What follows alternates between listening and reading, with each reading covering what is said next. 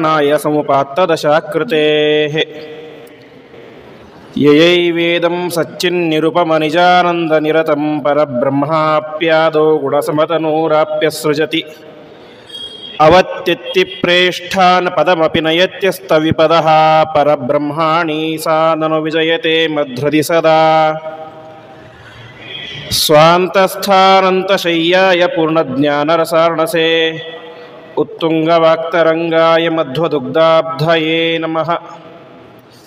श्रीमतो राघवेन्द्रस्य नमामि पदपङ्कजे कामिताशेषकल्याणकलनाकल्पपादपौ विष्णुतीर्थकल्पवृक्षो विष्णुतीर्थश्च कामधुक्चिन्तामणिर्विष्णुतीर्थो यतीन्द्रः सर्वकामदः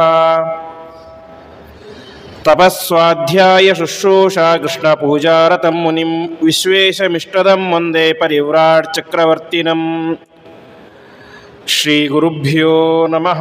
हरिः ओಂ। ನಾರಾಯಣ ವರ್ಮದ ಮೂರನೇ ದಿನದ ಪ್ರವಚನದಲ್ಲಿ ನಾವೆಲ್ಲ ಸೇರಿದ್ದೇವೆ. ನಿನ್ನೆ ದಿನ ನಾವು ನೋಡಿದಂತೆ ಮಾಮುಗ್ರಧನ್ವಾ ನಿಖಿಲ ಪ್ರಮಾದಾತ್ ನಾರಾಯಣ ಪಾತು ನರಶ್ಚ ಹಾಸಾತ್ ದತ್ತಸ್ತ್ವಯೋಗ ತತ ಯೋಗನಾಥಃ ಪಾಯಾತ್ ಗುಣೇಶಃ ಕಪಿಲಃ ಕರ್ಮಬಂಧಾತ್ ಎಂಬುದಾಗಿ ಆ ನಾರಾಯಣ ರೂಪಿಯಾದಂತಹ ಪರಮಾತ್ಮನ ಚಿಂತನೆ ಮತ್ತು ನರನಲ್ಲಿ ಆವಿಷ್ಟವಾದಂತಹ ಪರಮಾತ್ಮನ ರೂಪದ ಚಿಂತನೆ, ಆಮೇಲೆ ದತ್ತಾತ್ರೇಯ ಮತ್ತು ಕಪಿಲ ಎನ್ನುವಂಥ ರೂಪದ ಚಿಂತನೆ ಮಾಡಿದ್ವಿ. ದತ್ತಾತ್ರೇಯ ಅದು ಪರಮಾತ್ಮನ ಒಂದು ಅವತಾರ. ವಿಶೇಷವಾಗಿ ಅತ್ರಿ ಮತ್ತು ಅನಸೂಯ ದಂಪತಿಗಳು ವಿಶೇಷವಾಗಿ ತಪಸ್ಸು ಮಾಡಿದಾಗ ಅವರಿಗೆ ಒಲಿದು ಬಂದಂತಹ ಮೂರ್ತಿ ದತ್ತ ಎನ್ನುವಂತಹ ಪರಮಾತ್ಮನ ರೂಪ. ಆ ಸಂದರ್ಭದಲ್ಲಿ ಕೇವಲ ಪರಮಾತ್ಮನ ದತ್ತಾವತಾರ ಮಾತ್ರ ಆಗಲಿಲ್ಲ, ರುದ್ರದೇವರು ದೂರ್ವಾಸರಾಗಿ ಅನಸೂಯ ದಂಪತಿಗಳಲ್ಲಿ ಅವತಾರವನ್ನು ಮಾಡ್ತಾರೆ. ಅದೇ ರೀತಿಯಾಗಿ ಬ್ರಹ್ಮದೇವರು ಚಂದ್ರನಲ್ಲಿ ತಮ್ಮ ಸಾನ್ನಿಧ್ಯವನ್ನು ಇಟ್ಟು ಚಂದ್ರನಾಗಿ ಅವತಾರ ಮಾಡ್ತಾರೆ. ಅದಕ್ಕೋಸ್ಕರನೇ ನಾವು ಚಂದ್ರನಿಗೆ ಅರ್ಘ್ಯ ಕೊಡಬೇಕಾದರೆ ಅತ್ರಿ ನೇತ್ರ ಸಮುದ್ಭವ ಎಂಬುದಾಗಿ ಹೇಳ್ತೀವಿ. ಹೀಗೆ ಅಂತಹ ದತ್ತ ಮತ್ತು ದೂರ್ವಾಸ ಮತ್ತು ಚಂದ್ರ ಈ ಮೂರು ಜನ ಹುಟ್ಟುತ್ತಾರೆ. ಅದರಲ್ಲಿ ವಿಶೇಷವಾಗಿ ದತ್ತರೂಪಿಯಾದಂತಹ ಪರಮಾತ್ಮ ದತ್ತಾತ್ರೇಯ ಯೋಗ ಮಾರ್ಗದ ಒಂದು ಪ್ರವರ್ತನೆಯನ್ನು ಮಾಡ್ತಾನೆ. ಜಗತ್ತಿನಲ್ಲಿ ಅಷ್ಟಾಂಗ ಯೋಗ ಅಂದರೆ ಅಲ್ಲಿ ತನಕ ಅನೇಕ ಯೋಗ ಮಾರ್ಗಗಳಿದ್ದವು, ಆದರೆ ಅವೆಲ್ಲವೂ ಕೂಡ ಅಷ್ಟು ವೈದಿಕವಾಗಿ ಇರಲಿಲ್ಲ. ಶುದ್ಧವಾದಂತಹ ವೈದಿಕ ಮಾರ್ಗವನ್ನು ಜಗತ್ತಿಗೆ ತಂದುಕೊಟ್ಟದ್ದು ಯಾರು ಅಂದರೆ ದತ್ತಾತ್ರೇಯ ರೂಪಿಯಾದಂತಹ ಪರಮಾತ್ಮ. ಅಂತಹ ದತ್ತಾತ್ರೇಯ ರೂಪಿಯಾದಂತಹ ಪರಮಾತ್ಮ ನನ್ನನ್ನು ಯೋಗ ಮಾರ್ಗದಿಂದಾಗಿ ಅಂತ ಅಂದರೆ, ನಾವು ನಿನ್ನೆ ಕೇಳಿದಂತೆ ಯೋಗ ಶಬ್ದಕ್ಕೆ ಅನೇಕ ರೀತಿಯಾದ ಅರ್ಥಗಳಿದ್ದಾವೆ. ಒಂದು ಅಪ್ರಾಪ್ತಸ್ಯ ಪ್ರಾಪ್ತಿ ಯೋಗ ಅಂತ, ಅಂದರೆ ಸಿಗದೇ ಇರುವಂತಹ ವಸ್ತು ನಮಗೆ ಸಿಕ್ಕರೆ ಅದು ಯೋಗ ಅಂತ ಕೇಳ್ತೇವೆ. ಹಾಗೆ ನಮಗೆ ಬೇಕಾದಂತಹ ವಸ್ತುಗಳು ಸಿಗಲಿ ಎಂಬುದಾಗಿ ದತ್ತದಲ್ಲಿ ಪ್ರಾರ್ಥನೆ. ಇನ್ನೊಂದು ಪ್ರಾರ್ಥನೆ ತಸ್ಯ ಬ್ರಹ್ಮಣಿ ಸಂಯೋಗ ಯೋಗ ಇತ್ಯಭಿಧೀಯತೆ ಎಂಬುದಾಗಿ ಮನಸ್ಸನ್ನು ಪರಮಾತ್ಮನಲ್ಲಿ ಇಡುವುದೇ ನಿಜವಾದಂತಹ ಯೋಗ. ನಾವೆಲ್ಲರೂ ಕೂಡ ಪರಮಾತ್ಮನಲ್ಲಿ ಮನಸ್ಸನ್ನು ಇಡ್ತೇವೆ, ಆದರೆ ಇಟ್ಟಂತಹ ಮನಸ್ಸು ಶಾಶ್ವತವಾಗಿರೋದಿಲ್ಲ. ಒಂದು 5 ನಿಮಿಷ ಇಡ್ತೇವೆ, 10 ನಿಮಿಷ ಇಡ್ತೇವೆ, ಅರ್ಧ ಗಂಟೆ ಇಡ್ತೇವೆ, ಮತ್ತೆ ಬೇರೆ ಏನಾದರೂ ಕೂಡ ಲೌಕಿಕ ಆಸೆ ಆಕಾಂಕ್ಷೆಗಳಿಂದಾಗಿ ಮನಸ್ಸು ಪರಮಾತ್ಮನನ್ನು ಬಿಟ್ಟು ಬೇರೆ ಕಡೆ ಹೋಗಿಬಿಡುತ್ತೆ. ಆ ರೀತಿಯಾಗಿ ಮನಸ್ಸು ಗಟ್ಟಿಯಾಗಿ ಪರಮಾತ್ಮನಲ್ಲೇ ನಿಲ್ಲುವಂತೆ ಆಗಬೇಕು ಅಂತಂದರೆ ಅದಕ್ಕೆ ವಿಶೇಷವಾಗಿ ದತ್ತರೂಪಿಯಾದಂತಹ ಪರಮಾತ್ಮನ ಅನುಗ್ರಹ ಬೇಕು ಎಂಬುದಾಗಿ ತಿಳಿಸ್ತಾ ಇದ್ದಾರೆ. ಅದೇ ರೀತಿಯಾಗಿ ಗೀತೆಯಲ್ಲಿ ಪರಮಾತ್ಮ ಹೇಳುವಂತೆ ಯೋಗ ಅಂತಂದರೆ ಸಮತ್ವಂ ಯೋಗ ಉಚ್ಯತೆ ಅಂತ. ಸಮತ್ವ ಅಂತಂದರೆ ಎಲ್ಲರನ್ನೂ ಕೂಡ ಸಮಾನವಾಗಿ ನೋಡೋದು. ಎಲ್ಲರನ್ನೂ ಕೂಡ ಸಮಾನವಾಗಿ ನೋಡೋದು ಅಂದ ತಕ್ಷಣ ಇವತ್ತು ಹೊಸದಾಗಿ ಪ್ರಾರಂಭವಾಗಿದೆ. ಪ್ರತಿಯೊಬ್ಬರು ಸಮಾನರು, ಯಾರು ಗಂಡು ಜಾಸ್ತಿ ಅಲ್ಲ, ಹೆಣ್ಣು ಕಡಿಮೆ ಅಲ್ಲ, ಹೀಗೆ ಪ್ರತಿಯೊಬ್ಬರನ್ನು ಕೂಡ ಸಮಾನವಾಗಿ ನೋಡಬೇಕು ಅಂತ ಹೊಸದಾಗಿ ಪ್ರಾರಂಭ ಆಗಿದೆ. ಆ ರೀತಿಯ ಸಮತ್ವ ಅದು ಸಮತ್ವ ಅಲ್ಲ. ಆ ರೀತಿಯಾಗಿ ಪ್ರತಿಯೊಬ್ಬರನ್ನು ಕೂಡ ಈಕ್ವಲ್ ಆಗಿ ನೋಡಲಿಕ್ಕೆ ಯಾರಿಂದಲೂ ಸಾಧ್ಯ ಇಲ್ಲ. ಇವತ್ತು ಯಾರ್ಯಾರು ಎಲ್ಲರನ್ನು ಸಮಾನವಾಗಿ ನೋಡಬೇಕು ಅಂತ ಹೇಳ್ತಾರೋ ಅವರ ಕೈಯಲ್ಲೂ ಕೂಡ ಏನೂ ಸಾಧ್ಯ ಇಲ್ಲ, ಸಮಾನವಾಗಿ ನೋಡಲಿಕ್ಕೆ ಸಾಧ್ಯ ಇಲ್ಲ. ಸಮಾನವಾಗಿ ನೋಡಬೇಕು ಅಂತ ಹೇಳ್ತಾರೆ. ಒಬ್ಬ ಪ್ರಧಾನಮಂತ್ರಿಗಳು ಒಂದು ಯಾವುದೋ ಪ್ರೋಗ್ರಾಮಿಗೆ ಬರ್ತಾರೆ. ಅವ್ರು ಹೇಗೆ ಬರ್ತಾರೆ? ದೂರದ ಡೆಲ್ಲಿಯಿಂದಾಗಿ ಹೆಲಿಕಾಪ್ಟರ್ನಲ್ಲಿ ಸೆಕ್ಯೂರಿಟಿಯ ಜೊತೆಗೆ ಬಂದು ಒಂದು ಕಡೆ ಇಳಿತಾರೆ. ಅಲ್ಲಿಂದಾಗಿ ಮತ್ತು ಜೆಡ್ ಸೆಕ್ಯೂರಿಟಿಯಿಂದಾಗಿ ಕಾರ್ಯಕ್ರಮ ನಡೆಯುವಂಥ ಜಾಗಕ್ಕೆ ಬರ್ತಾರೆ. ಅದೇ ಕಾರ್ಯಕ್ರಮಕ್ಕೆ ಇನ್ನೊಬ್ಬ ವ್ಯಕ್ತಿ ಬರ್ತಾನೆ, ಸಾಮಾನ್ಯ ವ್ಯಕ್ತಿ ಬರ್ತಾನೆ. ಅವನು ಹೇಗೆ ಬರ್ತಾನೆ? ತನ್ನ ಮನೆಯಿಂದಾಗಿ ಕಾಲಲ್ಲಿ ಹರಿದ ಚಪ್ಪಲಿಗಳನ್ನು ಹಾಕಿಕೊಂಡು ನಡೆದುಕೊಂಡು ಬರ್ತಾನೆ. ಹಾಗಲ್ಲಿ ಸಮಾನತೆ ಬರಲಿಕ್ಕೆ ಸಾಧ್ಯನಾ? ಪ್ರಧಾನಮಂತ್ರಿಗಳಿಗೂ ಒಂದೇ ರೀತಿಯಾದ ಸೆಕ್ಯೂರಿಟಿ, ಒಬ್ಬ ಸಾಮಾನ್ಯ ಜನರಿಗೂ ಕೂಡ ಸಾಮಾನ್ಯವಾದ ಸೆಕ್ಯೂರಿಟಿ ಕೊಡಲಿಕ್ಕೆ ಸಾಧ್ಯನಾ? ಅಥವಾ ಪ್ರಧಾನಮಂತ್ರಿಗೂ ಒಂದೇ ಆಸನ, ಅದಕ್ಕೆ ಸರಿಸಮಾನವಾದಂಥ ಆಸನ ನಮಗೂ ಕೊಡಲಿಕ್ಕೆ ಸಾಧ್ಯನಾ? ಜಗತ್ತಿನಲ್ಲಿ ಈಕ್ವಾಲಿಟಿ ಎಂಬುದು ಎಲ್ಲೂ ಕೂಡ ಇಲ್ಲ. ಹಾಗಾದರೆ ಗೀತೆಯಲ್ಲಿ ಹೇಳಿದಂಥ ಪರಮಾತ್ಮ ಸಮತ್ವ ಅಂದರೆ ಏನು ಅಂತಂದರೆ, ಆ ವ್ಯಕ್ತಿಗೆ ಎಷ್ಟು ಯೋಗ್ಯತೆ ಇದೆಯೋ ಅದಕ್ಕೆ ಸಮಾನವಾಗಿ ನೋಡುವುದೇನೆ ಸಮತ್ವ ಅಂತ. ಪ್ರಧಾನಮಂತ್ರಿಗಳನ್ನಾಗಿಯೇ ನೋಡಬೇಕು, ಮುಖ್ಯಮಂತ್ರಿಗಳನ್ನಾಗಿಯೇ, ಒಬ್ಬ ಸಾಮಾನ್ಯ ವ್ಯಕ್ತಿಯನ್ನಾಗಿಯೇ, ಒಬ್ಬ ಗೇಟ್ ಕೀಪರನ್ನಾಗಿಯೇ ನೋಡೋದು ಅದು ನಿಜವಾದಂಥ ಸಮಾನತೆ. ಗೇಟ್ ಕೀಪರನ್ನು ಕರೆದುಕೊಂಡು ಹೋಗಿ ಪ್ರಧಾನಮಂತ್ರಿ ಜೊತೆ ಕೂಡಿಸಿಬಿಟ್ರೆ ಅದು ಸಮಾನತೆ ಆಗಲಿಕ್ಕೆ ಸರ್ವಥಾ ಸಾಧ್ಯ ಇಲ್ಲ. ಹಾಗಾಗಿ ಸಮತ್ವಂ ಯೋಗ ಉಚ್ಯತೆ ಅಂತ ಪ್ರತಿಯೊಬ್ಬರ, ಹಾಗಾದರೆ ಪರಮಾತ್ಮ ಹೇಳುವಂತೆ ಈಶ್ವರ ಸರ್ವಭೂತಾನಾಂ ಹೃದ್ದೇಶೇ ಅರ್ಜುನ ತಿಷ್ಠತಿ ಅಂತ ಪರಮಾತ್ಮ ಪ್ರತಿಯೊಬ್ಬರಲ್ಲೂ ಕೂಡ ಎಲ್ಲಿದ್ದಾನೆ? ಹೃದಯದಲ್ಲಿ ಇದ್ದಾನೆ. ಪರಮಾತ್ಮ ಒಂದು ನಾವು ಜಗತ್ತಿನಲ್ಲಿ ನೋಡುವಂಥ ದೊಡ್ಡ ಪ್ರಾಣಿ ಅಂದರೆ ಅದು ಆನೆ. ಆನೆಯ ಹೃದಯದಲ್ಲಿಯೂ ಕೂಡ ಯಾರಿದ್ದಾರೆ? ಪರಮಾತ್ಮ ಇದ್ದಾನೆ.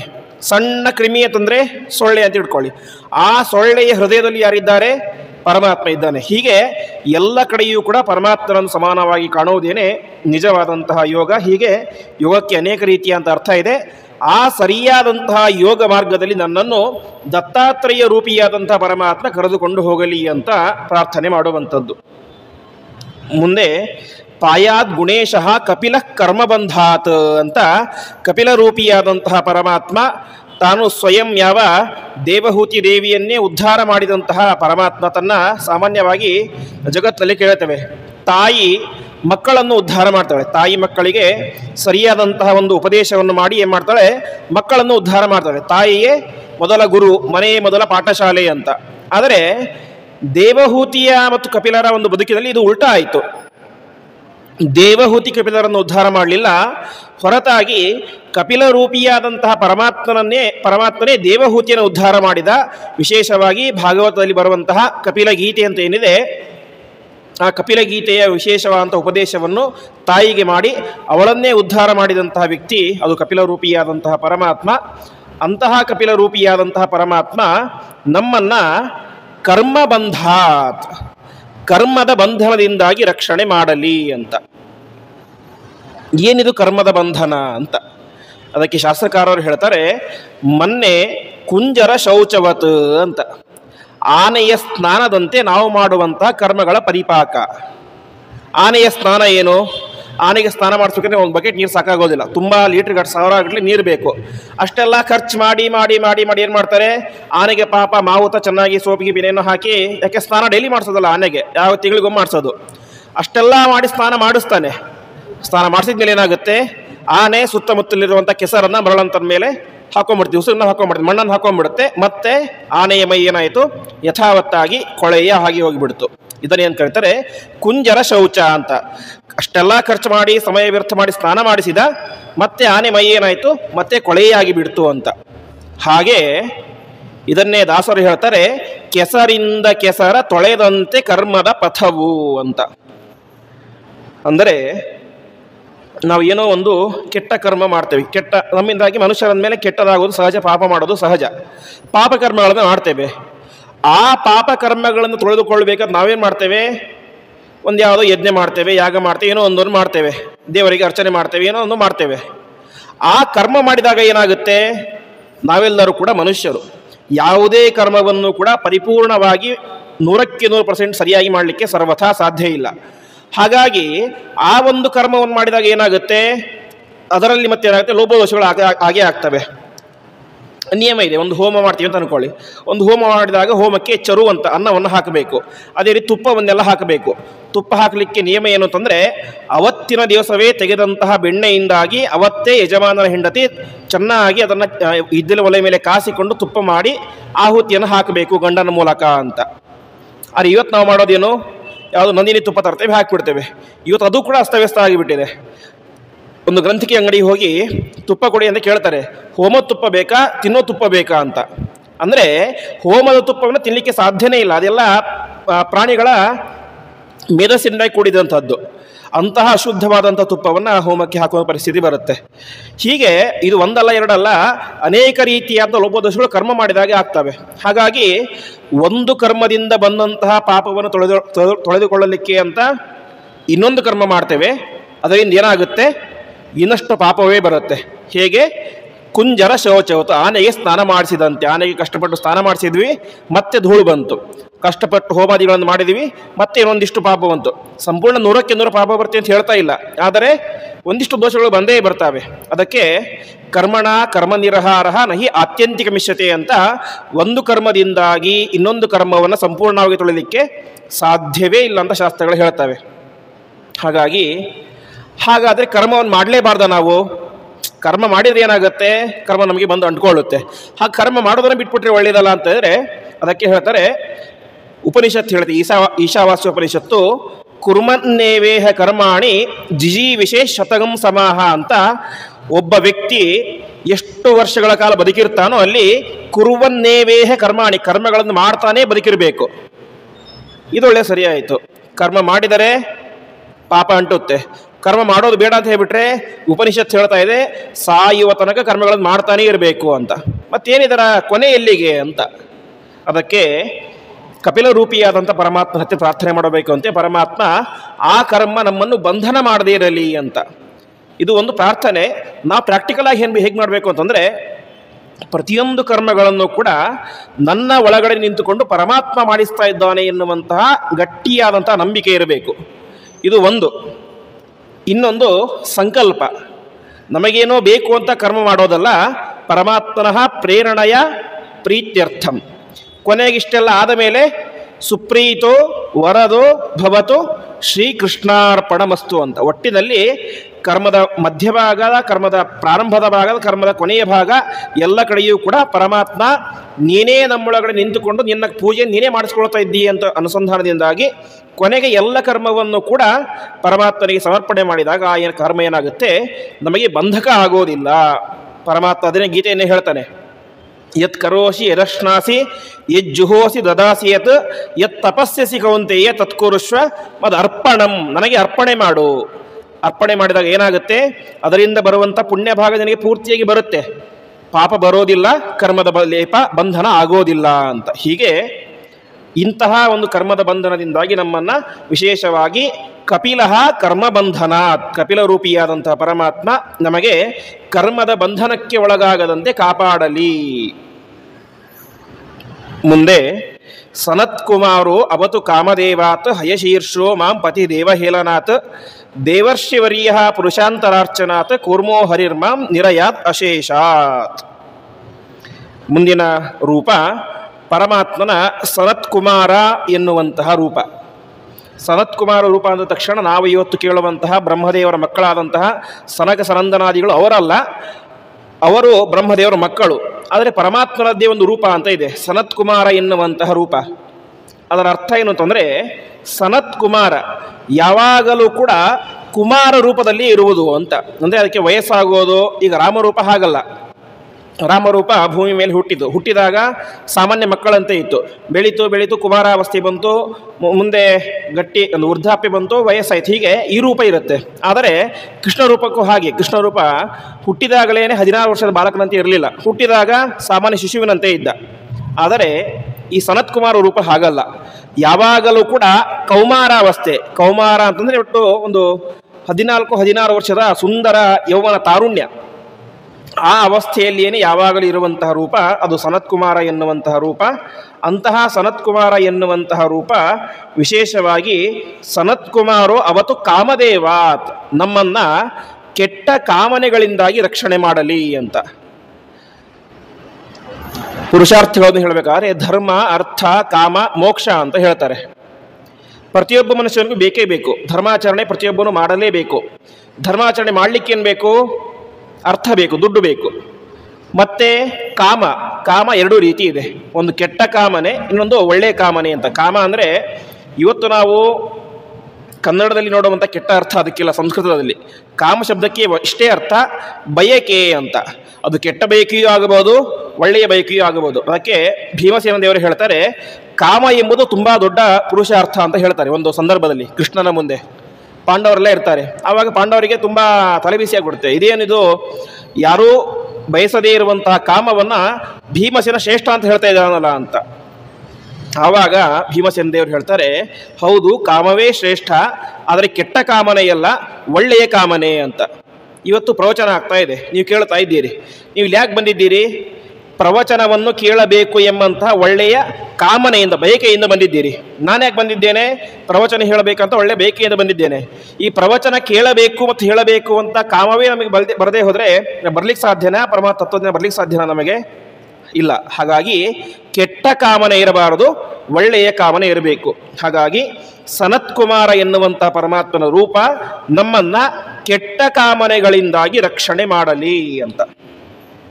ಇದಕ್ಕೆ ಸನತ್ಕುಮಾರ ರೂಪಕ್ಕೆ ಇದಕ್ಕೆ ಏನು ಸಂಬಂಧ ಅಂತಂದರೆ, ವಿಶೇಷವಾಗಿ ಸನತ್ಕುಮಾರ ಎನ್ನುವಂತಹ ರೂಪ ಈ 4 ಜನ ಏನಿದ್ದಾರಲ್ಲ, ಸನಕ ಸನಂದನಾದಿಗಳ ಋಷಿಪುತ್ರರು, ಆ ಸನಕ ಸನಂದನಾದಿ ಋಷಿಗಳಿಗೆ ಬ್ರಹ್ಮಚರ್ಯದ ನಿಯಮವನ್ನು ಬೋಧನೆ ಮಾಡಿದಂತಹ ರೂಪ ಅದು ಸನತ್ಕುಮಾರ ರೂಪ.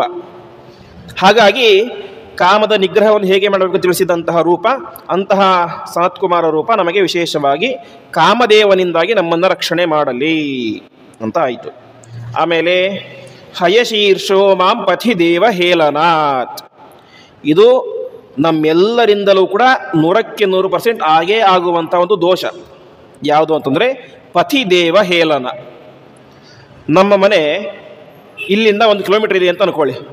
1 ಕಿಲೋಮೀಟರ್ ನಾವು ನಡ್ಕೊಂಡು ಬರ್ತೇವೆ ಅಥವಾ ಗಾಡಿಯಲ್ಲಿ ಬರ್ತೇವೆ, ಆಟೋದಲ್ಲಿ ಬರ್ತೇವೆ. ಬರಬೇಕಾದ್ರೆ ಬರೀ ಅಂಗಡಿಗಳಿರ್ತಾವೆ ದಾರಿಯಲ್ಲಿ? ಇಲ್ಲ, ಅಲ್ಲೊಂದು ಇಲ್ಲೊಂದು ದೇವಸ್ಥಾನಗಳು ಇರ್ತವೆ. ಆ ದೇವಸ್ಥಾನಕ್ಕೆ ಹೋಗಿ ನಾವು ನಮಸ್ಕಾರ ಮಾಡ್ತೀವ? ಮಾಡೋದಿಲ್ಲ. ನೇರವಾಗಿ ನಮ್ಮ ಮನೆ ಆಟೋ ಹತ್ತೇವೆ, ಇಲ್ಲಿ ಬಂದು ಇಳಿತೇವೆ, ಇಲ್ಲಿ ಒಂದು ನಮಸ್ಕಾರ ಮಾಡ್ತೇವೆ, ಪ್ರವಚನ ಕೇಳಿದ್ರೆ ಮತ್ತೆ ವಾಪಸ್ ಹೋಗಿಬಿಡ್ತೇವೆ. ಇದು ಅನೇಕ ಕಡೆ ಆಗುತ್ತೆ. ಆದರೆ ದಾರಿಯಲ್ಲಿ, ನಾವು ಬರುವಂತಹ ದಾರಿಯಲ್ಲಿ ಅಕ್ಕಪಕ್ಕದಲ್ಲಿ ಯಾವುದಾದ್ರೂ ಕೂಡ ದೇವಸ್ಥಾನ ಇದ್ದರೆ ಅಲ್ಲಿ ಇಳಿದು ಹೋಗಿ ನಮಸ್ಕಾರ ಮಾಡಿ ಮತ್ತೆ ವಾಪಸ್ ನಾವು ಇಲ್ಲಿ ಹೋಗ್ತೇವೆ, ಅಲ್ಲಿ ಹೋಗಬೇಕು ಅಂತ ಶಾಸ್ತ್ರದ ನಿಯಮ. ಒಟ್ಟಿನಲ್ಲಿ ದಾರಿಯಲ್ಲಿ ಕಾಣುವಂತಹ ಯಾವುದೇ ಒಂದು ಸಂಪ್ರದಾಯ ಪ್ರಕಾರ ಇರುವಂಥ ದೇವಸ್ಥಾನಗಳಾಗಲಿ ನಮಸ್ಕಾರ ಮಾಡಲೇಬೇಕು ಅಂತ ನಿಯಮ ಇದೆ. ಆದರೆ ಸಾಧ್ಯ ಇಲ್ಲ. ಹಾಗೆ ಮಾಡ್ದೆ ಕೂತ್ಕೊಂಡ್ಬಿಟ್ರೆ 5 ನಿಮಿಷಕ್ಕೆ ಬರುವಂಥ ದಾರಿಗೆ 1 ಗಂಟೆ ಆಗುತ್ತೆ. ಆದರೆ ನಮಸ್ಕಾರ ಮಾಡದೇ ಇದ್ದರೆ ಏನಾಗುತ್ತೆ? ಪಾಪವೂ ಬರುತ್ತೆ. ಅದಕ್ಕೆ ಹಯಗ್ರೀವ ರೂಪಿಯಾದಂತಹ ಪರಮಾತ್ಮ ನಾವು ದಾರಿಯಲ್ಲಿ ಬರಬೇಕಾದ್ರೆ ಯಾವ ಯಾವ ದೇವತೆಗಳಿಗೆ ನಮಸ್ಕಾರ ಮಾಡದೇ ಇರುವಂತಹ ಒಂದು ಪಾಪ ಬಂದಿರುತ್ತಲ್ಲ, ಆ ಪಾಪದಿಂದಾಗಿ ನಮ್ಮನ್ನು ರಕ್ಷಣೆ ಮಾಡಲಿ. ಅರ್ಥಾತ್ ದೇವತೆಗಳಿಗೆ ಅದು ಒಂದು ರೀತಿ ಅವಮಾನ ಅಂತ. ನಮಗೆ ಯಾರೋ ಬೇಕಾದವರು ನಮ್ಮ ಮುಂದೆ ಹೋಗ್ತಾ ಇರ್ತಾರೆ, ನಮ್ಮ ನೋಡೋದೇ ಇಲ್ಲ ಅವರು, ನಮಗೇನಾಗುತ್ತೆ? ಬೇಜಾರಾಗುತ್ತೆ, ಅವಮಾನ ಆದಂಗೆ ಆಗುತ್ತೆ. ಹಾಗೆ ಇಡೀ ಜಗತ್ತಿಗೆ ಬೇಕಾದಂಥವನು ಯಾರು? ಪರಮಾತ್ಮ. ಅವನ ದೇವಸ್ಥಾನದ ಮುಂದೆ ಹೋಗಿ ನಾವು ನಮಸ್ಕಾರ ಮಾಡದೇ ಹೋದರೆ ಅದೇನಾಗುತ್ತೆ? ದೇವಹೇಳನ, ದೇವರಿಗೆ ದೇವತೆಗಳಿಗೆ ಮಾಡಿದಂತಹ ಅಪಮಾನ. ಆ ಅಪಮಾನದಿಂದಾಗಿ ಬರುವಂತಹ ದೋಷದಿಂದಾಗಿ ನಮ್ಮನ್ನು ಹಯಗ್ರೀವ ರೂಪಿಯಾದಂತಹ ಪರಮಾತ್ಮ ಕಾಪಾಡಲಿ ಎಂಬುದಾಗಿ ಪ್ರಾರ್ಥನೆ. ಮುಂದೆ ದೇವರ್ಷಿವರ್ಯ ಪುರುಷಾಂತರಾರ್ಚನಾತ್, ಪರಮಾತ್ಮನ ದೇವರ್ಷಿವರ್ಯ ಎನ್ನುವಂತಹ ರೂಪ, ಅರ್ಥಾತ್ ಐತರೇಯ ಎನ್ನುವಂತಹ ಪರಮಾತ್ಮನ ರೂಪ ನಮ್ಮನ್ನು ಪುರುಷಾಂತರಾರ್ಚನಾತ್ ಪಾತು, ಪುರುಷಾಂತರಾರ್ಚನದಿಂದಾಗಿ ಕಾಪಾಡಲಿ ಅಂತ. ಏನು ಪುರುಷಾಂತರಾರ್ಚನ? ನಮ್ಮ ಶಾಸ್ತ್ರಗಳಲ್ಲಿ ಅನೇಕ ದೇವತೆಗಳನ್ನು ನಾವು ಕೇಳ್ತೇವೆ. ದೇವ ಒಬ್ಬ, ದೇವತೆಗಳು ಅನೇಕ. ದೇವ ಅದು ಪರಮಾತ್ಮ ನಾರಾಯಣ ಒಬ್ಬನೇ. ದೇವತೆಗಳು ಅನೇಕ ಜನ ಇದ್ದಾರೆ. ಲಕ್ಷ್ಮೀ ದೇವಿ ಆಗಿರ್ಬೋದು, ವಾಯುದೇವರು, ಬ್ರಹ್ಮದೇವರು, ಇಂದ್ರ, ಶೇಷ, ಗರುಡ, ಶಿವ, ಗಣಪತಿ, ಸ್ಕಂದ, ಶಕ್ತಿ ಮುಂತಾದ ಅನೇಕ ಜನ ದೇವತೆಗಳಿದ್ದಾರೆ. ಆ ದೇವತೆಗಳನ್ನು ಪೂಜೆ ಮಾಡಬೇಕಾ ಬೇಡವಾ ಅಂತ ಪ್ರಶ್ನೆ. ಇವತ್ತು ಜಗತ್ತಿನಲ್ಲಿ ಅನೇಕ ಜನ ಅನೇಕ ದೇವತೆಗಳನ್ನು ಪೂಜೆ ಮಾಡ್ತಾರೆ. ಆದರೆ ಮಧ್ವ ಸಿದ್ಧಾಂತದ ಪ್ರಕಾರ ಪರಮಾತ್ಮನೊಬ್ಬನನ್ನೇ ಪ್ರಧಾನ ಅಂತ ಪೂಜೆ ಮಾಡಬೇಕು, ಉಳಿದ ದೇವತೆಗಳನ್ನು ಪೂಜೆ ಮಾಡಬಾರದು ಅಂತ ಸರ್ವಥಾ ಹೇಳಿಲ್ಲ. ಆಚಾರ್ಯರು ಅನುವ್ಯಾಖ್ಯಾನದಲ್ಲಿ ಹೇಳ್ತಾರೆ, ಪರಿವಾರತೆಯ ಗ್ರಾಹ್ಯಾ ಅಪಿ ಹೇಯಾ ಪ್ರಧಾನತಃ ಎಂಬುದಾಗಿ. ಪರಮಾತ್ಮನನ್ನು ಸರ್ವೋತ್ತಮ ಎಂಬುದಾಗಿ ಪೂಜೆ ಮಾಡಬೇಕು. ಉಳಿದ ಎಲ್ಲ ದೇವತೆಗಳನ್ನು, ಗುರುಗಳನ್ನು ಪರಮಾತ್ಮನ ಪರಿವಾರ ಅಂತ ಅವಶ್ಯವಾಗಿ ಪೂಜೆ ಮಾಡಲೇಬೇಕು. ಆದರೆ ಅವರನ್ನು ಕೂಡ ನಾವು ಸರ್ವೋತ್ತಮ ಎಂಬುದಾಗಿ ಪೂಜೆ ಮಾಡಿಬಿಟ್ರೆ ಅದರಿಂದ ಏನಾಗುತ್ತೆ? ದೋಷ ಬರುತ್ತೆ. ಇವತ್ತು ನಾವು ರಾಯರ ಮಠಕ್ಕೆ ಬರ್ತೇವೆ, ರಾಯರನ್ನೇ ಸರ್ವೋತ್ತಮ ಅಂತ ಹೇಳಿ ಪೂಜೆ ಮಾಡಿಬಿಟ್ರೆ ಅದು ಅವರಿಗೂ ಇಷ್ಟ ಆಗೋದಿಲ್ಲ, ಪರಮಾತ್ಮನಿಗೂ ಇಷ್ಟ ಆಗೋದಿಲ್ಲ. ಹಾಗಾಗಿ ಉಳಿದ ಎಲ್ಲ ದೇವತೆಗಳನ್ನು ಕೂಡ ಪರಮಾತ್ಮನ ಪರಿವಾರ ಎಂಬುದಾಗಿ ತಿಳಿದುಕೊಂಡು ಅವರ ತಾರತಮ್ಯಕ್ಕೆ ಅನುಗುಣವಾದಂಥ ಪೂಜೆಯನ್ನು ಅವಶ್ಯವಾಗಿ ಮಾಡಲೇಬೇಕು. ಯಾರನ್ನು ಕೂಡ ನಿರ್ಲಕ್ಷಿಸಬೇಕು, ಅವಮಾನ ಮಾಡಬೇಕು ಅಂತ ಸರ್ವತಾ ಶಾಸ್ತ್ರ ಹೇಳಿಲ್ಲ. ಆದರೆ ಸರ್ವೋತ್ತಮ ಎಂಬುದಾಗಿ ತಿಳಿದುಕೊಂಡು ಪೂಜೆ ಮಾಡಬಾರದು ಅಂತ ಹೇಳಿದೆ. ಹೀಗೆ ಅದರಿಂದ ಬರುವಂತಹ ಪಾಪದಿಂದಾಗಿ ನಮ್ಮನ್ನು ವಿಶೇಷವಾಗಿ ಐತರೇಯ ರೂಪಿಯಾದಂಥ ಪರಮಾತ್ಮ ನಮ್ಮನ್ನು ಕಾಪಾಡಲಿ ಅಂತ ಪ್ರಾರ್ಥನೆ ಮಾಡಬೇಕು ಅಂತ ಹೇಳ್ತಾ ಇದ್ದಾರೆ. ಪರಮಾತ್ಮನ ಐತರೇಯ ಎನ್ನುವಂಥ ರೂಪ ಪುರಾಣದಲ್ಲಿ ಒಂದು ರೀತಿ ವಿಚಿತ್ರವಾಗಿ ಕಾಣುವಂತಹ ರೂಪ. ಐತರೇಯ ರೂಪಿ ಪರಮಾತ್ಮನ ತಂದೆ ವಿಶಾಲ ಎನ್ನುವಂಥ ಋಷಿಗಳು, ಭಾರೀ ದೊಡ್ಡ ಜ್ಞಾನಿ, ಭಾರಿ ದೊಡ್ಡ ಯಾಜ್ಞಿಕರು, ಪುರೋಹಿತರು ಆ ಕಾಲದಲ್ಲಿ. ಅವರ ತಾಯಿ ಇತರ ಅಂತ, ಅವಳ ಹೆಸರನ್ನೇ ನಮಗೆ ಪುರಾಣ ಹೇಳೋದಿಲ್ಲ. ವಿಶಾಲನಿಗೆ ಒಟ್ಟು 2 ಹೆಂಡಂದಿರು. ಮೊದಲನೆಯವಳು ಒಬ್ಬಳು ಹೆಂಡತಿ, ಎರಡನೆಯವಳು ಈ ಇತರ ಅಂತ. ಇತರ ಅಂತಂದರೆ ಬೇರೆಯವಳು ಅಂತ, ಇತರೆ ಅಂತ ಹೇಳ್ತೀವಲ್ಲ ಹಾಗೆ ಬೇರೆಯವಳು ಅಂತ ಅಷ್ಟೇ. ಅಂದರೆ ವಿಶಾಲ ಗಂಡನಿಗೆ ಅವಳ ಮೇಲೆ ಒಂದು ರೀತಿಯಲ್ಲಿ ತಾತ್ಸಾರ ಭಾವನೆ, ಅವಳೇನು ಚೆನ್ನಾಗಿಲ್ಲ ಹಾಗೆ ಹೀಗೆ ಅಂತ ಅವಳನ್ನು ಒಂದು ರೀತಿ ಮೂಲೆ ಗುಂಪು ಮಾಡಿಬಿಟ್ಟಿದ್ದ. ಮೊದಲನೇ ಹೆಂಡತಿಗೆ ಅನೇಕ ಜನ ಗಂಡು ಮಕ್ಕಳಿದ್ದರು. ಈ ಇತರಾದೇವಿಗೆ ಸಾಕ್ಷಾತ್ ಪರಮಾತ್ಮನೇನೆ ಅವಳಲ್ಲಿ ಮಗನಾಗಿ ಹುಟ್ಟಿದ್ದ. ಅದಕ್ಕಾಗಿ ಅವನಿಗೆ ಐತರೇಯ ಅಂತ ಹೆಸರು. ಈ ಐತರೇಯ ಮಗ ಚಿಕ್ಕವನಿದ್ದಾಗ, ಅರ್ಥಾತ್ 1-2 ವರ್ಷಗಳಿದ್ದಾಗ ತುಂಬ ಹಠ ಮಾಡ್ತಾ ಇದ್ದ, ತುಂಬ ಕಿರಿಚಾಡೋದು ಅಳೋದು ಎಲ್ಲ ಮಾಡ್ತಾ ಇದ್ದ. ಮೊದಲೇ ಈ ಇತರಾದೇವಿಗೆ ಮನೆಯವರೆಲ್ಲರೂ ಕೂಡ ತಾತ್ಸಾರ ಮಾಡ್ತಾ ಇದ್ದಾರೆ, ದೂರ ಇಡ್ತಾ ಇದ್ದಾರೆ. ಅದರಿಂದ ಒಂದು ರೀತಿಯಾದ ದುಃಖ. ಈ ಕಡೆ ನೋಡಿದರೆ ಮಗು ಜೋರಾಗಿ ಹೇಳ್ತಾ ಇದೆ, ಎಷ್ಟು ಹೇಳಿದರೂ ಕೂಡ ಮಾತೇ ಕೇಳ್ತಾ ಇಲ್ಲ. ಯಾರು? ಸಾಕ್ಷಾತ್ ಪರಮಾತ್ಮನೇ ಹೇಳ್ತಾ ಇದ್ದಾನೆ. ಒಂದು ದಿನ ತುಂಬ ಸಿಟ್ಟು ಬಂದು, ನನ್ನ ಮಾತನ್ನು ಮನೆಯವರು ಕೇಳೋದಿಲ್ಲ, ನೀನು ಕೇಳೋದಿಲ್ಲ, ಹಾಗೆ ಹೀಗೆ ಅಂತ ಮಗುವಿಗೆ ಚೆನ್ನಾಗಿ ಬೈದು ಒಂದ್ಸಲ ಬಾಯಿ ಮುಚ್ಚಿ ಸಾಕು ಅಂತ ಹೇಳಿಬಿಡ್ತಾಳೆ. ಪರಮಾತ್ಮ ಸರಿ ಬಾಯಿ ಮುಚ್ಚಿದ. ಅವತ್ತು ಬಾಯಿ ಮುಚ್ಚಿದವನು ಬಾಯಿಯನ್ನು ತೆಗೆಯಲೇ ಇಲ್ಲ. ಮಗುವಿಗೆ 3 ವರ್ಷ ಆಯಿತು, 4 ವರ್ಷ ಆಯಿತು, 5 ವರ್ಷ ಆಯಿತು, ಮಗು ಮಾತೇ ಮಗುವಿಗೆ ಮಾತಾಡ್ತಾನೆ ಇಲ್ಲ. ಗಂಡನಿಗೆ ವಿಶಾಲನಿಗೆ ಮಗುವಿನ ಮೇಲೆ ತಾತ್ಸಾರ ಇನ್ನಷ್ಟು ಜಾಸ್ತಿ ಆಯಿತು. ಮೊದಲೇ ಇತರೆಯ ಮಗ, ಅದರಲ್ಲೂ ಕೂಡ ಮೂಕ, ಬಾಯಿನೇ ಬರೋದಿಲ್ಲ. ಇವನಿಂದಾಗಿ ನನ್ನ ಕುಲಕ್ಕೆ ದೊಡ್ಡ ಅವಮಾನ ಅಂತ ಭಾವಿಸಿ ಬಿಟ್ಟ. ಯಾಕೆ ತಂದರೆ ವಿಶಾಲನ ಉಳಿದ ಮಕ್ಕಳೇನಿದ್ರಲ್ಲ ಅವರೆಲ್ಲರೂ ಕೂಡ ತಂದೆಯ ಹತ್ತಿರ ಚೆನ್ನಾಗಿ ಅಧ್ಯಯನ ಮಾಡಿ ಆಗಿನ ಕಾಲದ ದೊಡ್ಡ ಜ್ಞಾನಿಗಳಾಗಿದ್ದರು. ಎಲ್ಲ ಕಡೆಯೂ ಕೂಡ ಪಾಠ ಪ್ರವಚನ ಪೌರೋಹಿತ್ಯ ಮಾಡಿಸ್ತಾ ಇದ್ರು. ಈ ಇತರೆಯ ಮಗ ನೋಡಿದರೆ ಐತರೆಯ ಬಾಯಿ ಬರದೇ ಇರುವಂತಹ ಮೂಕ. ಇದರಿಂದ ನನ್ನ ಸ್ಟೇಟಸ್ಗೆ ಧಕ್ಕೆ ಆಗುತ್ತೆ ಅಂತ ವಿಶಾಲ ಅವನ್ನೆಲ್ಲೂ ಕೂಡ ಪರಿಚಯನೇ ಮಾಡಿಸ್ತಾ ಇರಲಿಲ್ಲ. ಹೀಗೆ ಅನೇಕ ವರ್ಷಗಳಾಯಿತು. ಒಂದು ದಿವಸ ಆ ಊರಿನ ಒಬ್ಬ ರಾಜ ಒಂದು ದೊಡ್ಡ ಯಾಗವನ್ನು ಮಾಡಿಸ್ತಾ ಇದ್ದ. ಆ ಯಾಗಕ್ಕೆ ಪುರೋಹಿತರು ಯಾರು ಅಂತಂದರೆ ಇದೇ ವಿಶಾಲ ಮತ್ತು ವಿಶಾಲನ ಮೊದಲನೇ ಹೆಂಡತಿಯ ಮಕ್ಕಳು. ಭಾರಿ ಫೇಮಸ್ ಆಗ್ಬಿಡ್ತು ಊರಲ್ಲಿ. ಎಂಥ ದೊಡ್ಡ ವಿಶಾಲ ಋಷಿ, ಎಂಥ ದೊಡ್ಡ ಜ್ಞಾನಿ, ಅವನ ಮಕ್ಕಳು ಎಂಥವರು ಇಷ್ಟು ದೊಡ್ಡ ಯಾಗವನ್ನು ಮಾಡಿಸ್ತಾ ಇದ್ದಾರೆ. ಇಂತಹ ದೊಡ್ಡ ಯಾಗವನ್ನು ನಾವು ನಮ್ಮ ಜೀವನದಲ್ಲೇ ನೋಡೇ ಇರಲಿಲ್ಲ. ಎಂತಹ ಮಂತ್ರದಲ್ಲಿ ಸ್ಪಷ್ಟತೆ, ಉದಾತ್ತ ಅನುದಾತ್ತ ವೇದ ಮಂತ್ರದ ಎಷ್ಟು ಸ್ಪಷ್ಟವಾಗಿ ಹೇಳ್ತಾ ಇದ್ದಾರೆ, ಹಾಗೆ ಹೀಗೆ ಅಂತ ಭಾರೀ ಕೊಂಡಾಡಿಬಿಟ್ರು. ಮನೆಯಲ್ಲಿ ಇತರಾದೇವಿ ಮತ್ತು ಐತರೆ ಇಬ್ಬರೇ ಕೂತ್ಕೊಂಡಿದ್ದಾರೆ. ಇತರಾದೇವಿ ಈ ಒಂದು ಮಾತು ಕಿವಿಗೆ ಬಿತ್ತು, ನಾನಿಷ್ಟು ಪಾಪ ಮಾಡಿಬಿಟ್ಟಿದ್ದೇನೆ ಅಂತ. ನನ್ನ ಸವತಿಯ ಮಕ್ಕಳು ನೋಡಿದರೆ ಇಷ್ಟು ದೊಡ್ಡ ಫೇಮಸ್ ಜ್ಞಾನಿಗಳಾಗಿದ್ದಾರೆ, ನನ್ನ ಮಗನಿಗೆ ನೋಡಿದರೆ ಬಾಯಿಯೇ ಬರೋದಿಲ್ವಲ್ಲ ಅಂತ ಇದಾಗುತ್ತೆ. ನಿನಗೂ ಬಾಯಿ ಬಂದರೆ ಎಷ್ಟು ಚೆನ್ನಾಗಿರ್ತಿತ್ತಲ್ವಾ ಅಂತ ಮಗನಿಗೆ ಹೇಳ್ತಾಳೆ. ನನಗೆಲ್ಲ ಬಾಯಿ ಬರಲ್ಲ, ನನಗೆ ಬಾಯಿ ಬರುತ್ತಲ್ಲ ಅಂತ ಹೇಳ್ತಾನೆ. ಆವಾಗ ಇತರಾದೇವಿಗೆ ಆಶ್ಚರ್ಯ ಆಗ್ಬಿಡುತ್ತೆ, ಹಾಗಾದ್ರೆ ಇಷ್ಟು ವರ್ಷ ಯಾಕೆ ಮಾತಾಡಲಿಲ್ಲ ಅಂತ. ಅಲ್ಲಮ್ಮ ನೀನೇ ಹೇಳಿದೆ ಬಾಯಿ ಮುಚ್ಚು ಅಂತ, ಅದಕ್ಕೆ ನಾ ಬಾಯಿ ಮುಚ್ಚಿದೆ, ನೀನು ವಾಪಸ್ ಬಾಯಿ ಓಪನ್ ಮಾಡಿ ಅಂತ ಹೇಳಲೇ ನಾ ಬಾಯಿ ಓಪನ್ ಮಾಡಲಿಲ್ಲ ಅಂತ ಹೇಳ್ತಾಳೆ. ಅಷ್ಟು ಕೇಳಿದಾಗ ಇತರಾದೇವಿಗೆ ಭಾರಿ ಬೇಸರ ಆಗ್ಬಿಡುತ್ತೆ ಅಂತ, ನಾ ಇಷ್ಟು ದೊಡ್ಡ ತಪ್ಪು ಮಾಡಿಬಿಟ್ಟೆ ಅಂತ. ಸರಿ, ಇವಾಗ ಬಾಯಿ ಬಂದರೆ ಏನು ಉಪಯೋಗ, ಅಧ್ಯಯನ ಮಾಡೋ ವಯಸ್ಸೆಲ್ಲ ಮುಗಿದು ಹೋಗಿಬಿಟ್ಟಿದೆ, ಅಪ್ಪ ನಿನಗೆ ವಿದ್ಯೆಯನ್ನು ಹೇಳಿಕೊಡೋದಿಲ್ಲ ಏನು ಅಂತ ಚಿಂತೆ ಆಗುತ್ತೆ. ಅಮ್ಮ ನೀನು ಚಿಂತೆ ಮಾಡಬೇಡ, ನಮ್ಮ ಅಪ್ಪನಿಗೆ ನನ್ನ ಅಣ್ಣಂದಿರಿಗೂ ಬರದೇ ಇರುವಂತಹ ಅಪಾರವಾದಂತಹ ವೇದದ ಜ್ಞಾನ ನನಗಿದೆ ಅಂತ ಹೇಳ್ತಾಳೆ. ನೀನು ಚಿಂತೆ ಮಾಡಬೇಡ, ನನ್ನ ಕೀರ್ತಿ ಮತ್ತು ನಿನ್ನ ಕೀರ್ತಿ ಅದು ದಿಗಂತವಾಗಿ ಮಾಡುವಂತೆ ಮಾಡ್ತೇನೆ ಅಂತ ನೇರವಾಗಿ ಯಜ್ಞ ನಡೆಯುವಂಥ ಸ್ಥಳಕ್ಕೆ ಹೋಗ್ತಾನೆ. ಅಲ್ಲಿ ಎಷ್ಟು ಅಪಮಾನ ಆಯಿತು ಅಂತಂದರೆ, ವಿಶಾಲ ನೋಡ್ತಾನೆ, ಐತರೆಯ ಬರ್ತಾ ಇದ್ದಾನೆ. ನನ್ನ ಮಗ ಮೂಕ ಎಂಬುವಂಥ ವಿಚಾರ ಜಗತ್ತಿಗೆ ಗೊತ್ತಾದರೆ ಅದರಿಂದ ನನಗೆ ಅವಮಾನ ಅಂತ ಐತರೆಯನಿಗೆ ಒಂದೇ ಒಂದು ಕುರ್ಚಿ ಕೂಡ ಇಲ್ಲದೆ ಇರುವಂತೆ ಜಾಗವನ್ನು ಖಾಲಿ ಮಾಡಿಸಿಬಿಡ್ತಾನೆ. ಐತರೆಯ ಬರ್ತಾ ಇದ್ದಾನೆ, ಒಂದೇ ಒಂದು ಕುರ್ಚಿ ಕೂಡ ಇಲ್ಲ. ಆ ಸಂದರ್ಭದಲ್ಲಿ ಏನಾಯಿತು, ಸಾಕ್ಷಾತ್ ಭೂಮಿಯೇನೇ ಬಿರುಕು ಬಿಟ್ಟು ಒಂದು ದೊಡ್ಡ ಆಸನವನ್ನು ಅವನಿಗೆ ಕೊಡ್ತು ಅಂತೆ. ಅದಕ್ಕೋಸ್ಕರನೇ ಅವನಿಗೆ ಮಹೀದಾಸ ಅಂತ ಹೆಸರು. ಮಹಿ ಅಂತಂದರೆ ಭೂಮಿ, ಭೂಮಿಯೇ ಯಾರಿಗೆ ಆಸನವನ್ನು ಕೊಟ್ಟಿತ್ತು ಅವನು ಮಹೀದಾಸ ಆದ. ಅಲ್ಲಿ ಕುಳಿತುಕೊಂಡು ತನ್ನ ತಂದೆಗೆ ಮತ್ತು ತನ್ನ ಅಣ್ಣಂದಿರಿಗೆ ಇಡೀ ಜಗತ್ತಿಗೇನೆ ಗೊತ್ತಿಲ್ಲದೇ ಇರುವಂತಹ ಐತರೇಯೋಪನಿಷತ್ತು, ಐತರೇಯ ಬ್ರಾಹ್ಮಣ ಮತ್ತು ಐತರೇಯ ಆರಣ್ಯಕ ಇದರ ಉಪದೇಶವನ್ನು ಇಡೀ ಜಗತ್ತಿಗೆ ಮಾಡ್ತಾನೆ. ಆವಾಗ ತನ್ನ ತಂದೆಗೆ ಐತರೇಯನ ಮಹತ್ವ ಏನು ಅಂತ ಗೊತ್ತಾಗುತ್ತೆ. ಆ ಸಂದರ್ಭದಲ್ಲಿ ಬ್ರಹ್ಮಾದಿ ದೇವತೆಗಳು ಕೂಡ ಬಂದು ಸ್ತೋತ್ರವನ್ನು ಮಾಡ್ತಾರೆ. ಹೀಗೆ ಐತರೇಯನಾಗಿದ್ದವನು ಮಹೀದಾಸ ಅಂತ ಆಗಿದ್ದ ಕಾರಣ ಏನು, ಇಷ್ಟೆಲ್ಲ ಹಿನ್ನೆಲೆ. ವಾಸ್ತವಿಕವಾಗಿ ನಮಗೆ ಈ ಐತರೇಯನ ಕಥೆ ಬೇರೆ ಕಡೆಯಲ್ಲೂ ಸಿಗೋದಿಲ್ಲ ನಮಗೆ, ಅಷ್ಟು ಭಾಗವತಲ್ಲೂ ಅಷ್ಟು ಸ್ವಲ್ಪ ಸಂಕ್ಷಿಪ್ತವಾಗಿ ಹೇಳಿದ್ದಾರೆ. ಆದರೆ ಈ ಎಲ್ಲ ಚರಿತ್ರೆಯನ್ನು ವಿಶೇಷವಾಗಿ ಐತರೇಯೋಪನಿಷತ್ತಿನ ಭಾಷ್ಯದಲ್ಲಿ ಮಧ್ವಾಚಾರ್ಯರು ನಮಗೆ ಸಂಗ್ರಹ ಮಾಡಿ ಕೊಡ್ತಾರೆ. ಇಂತಹ ಮಹಿದಾಸ ಅರ್ಥ ಇಬ್ಬರಿಗೂ ಒಂದೇ ಹೆಸರು, ಮಹಿದಾಸ ಅಂದರೂ ಒಂದೇ, ಐತರೇಯ ಅಂದರೂ ಒಂದೇ.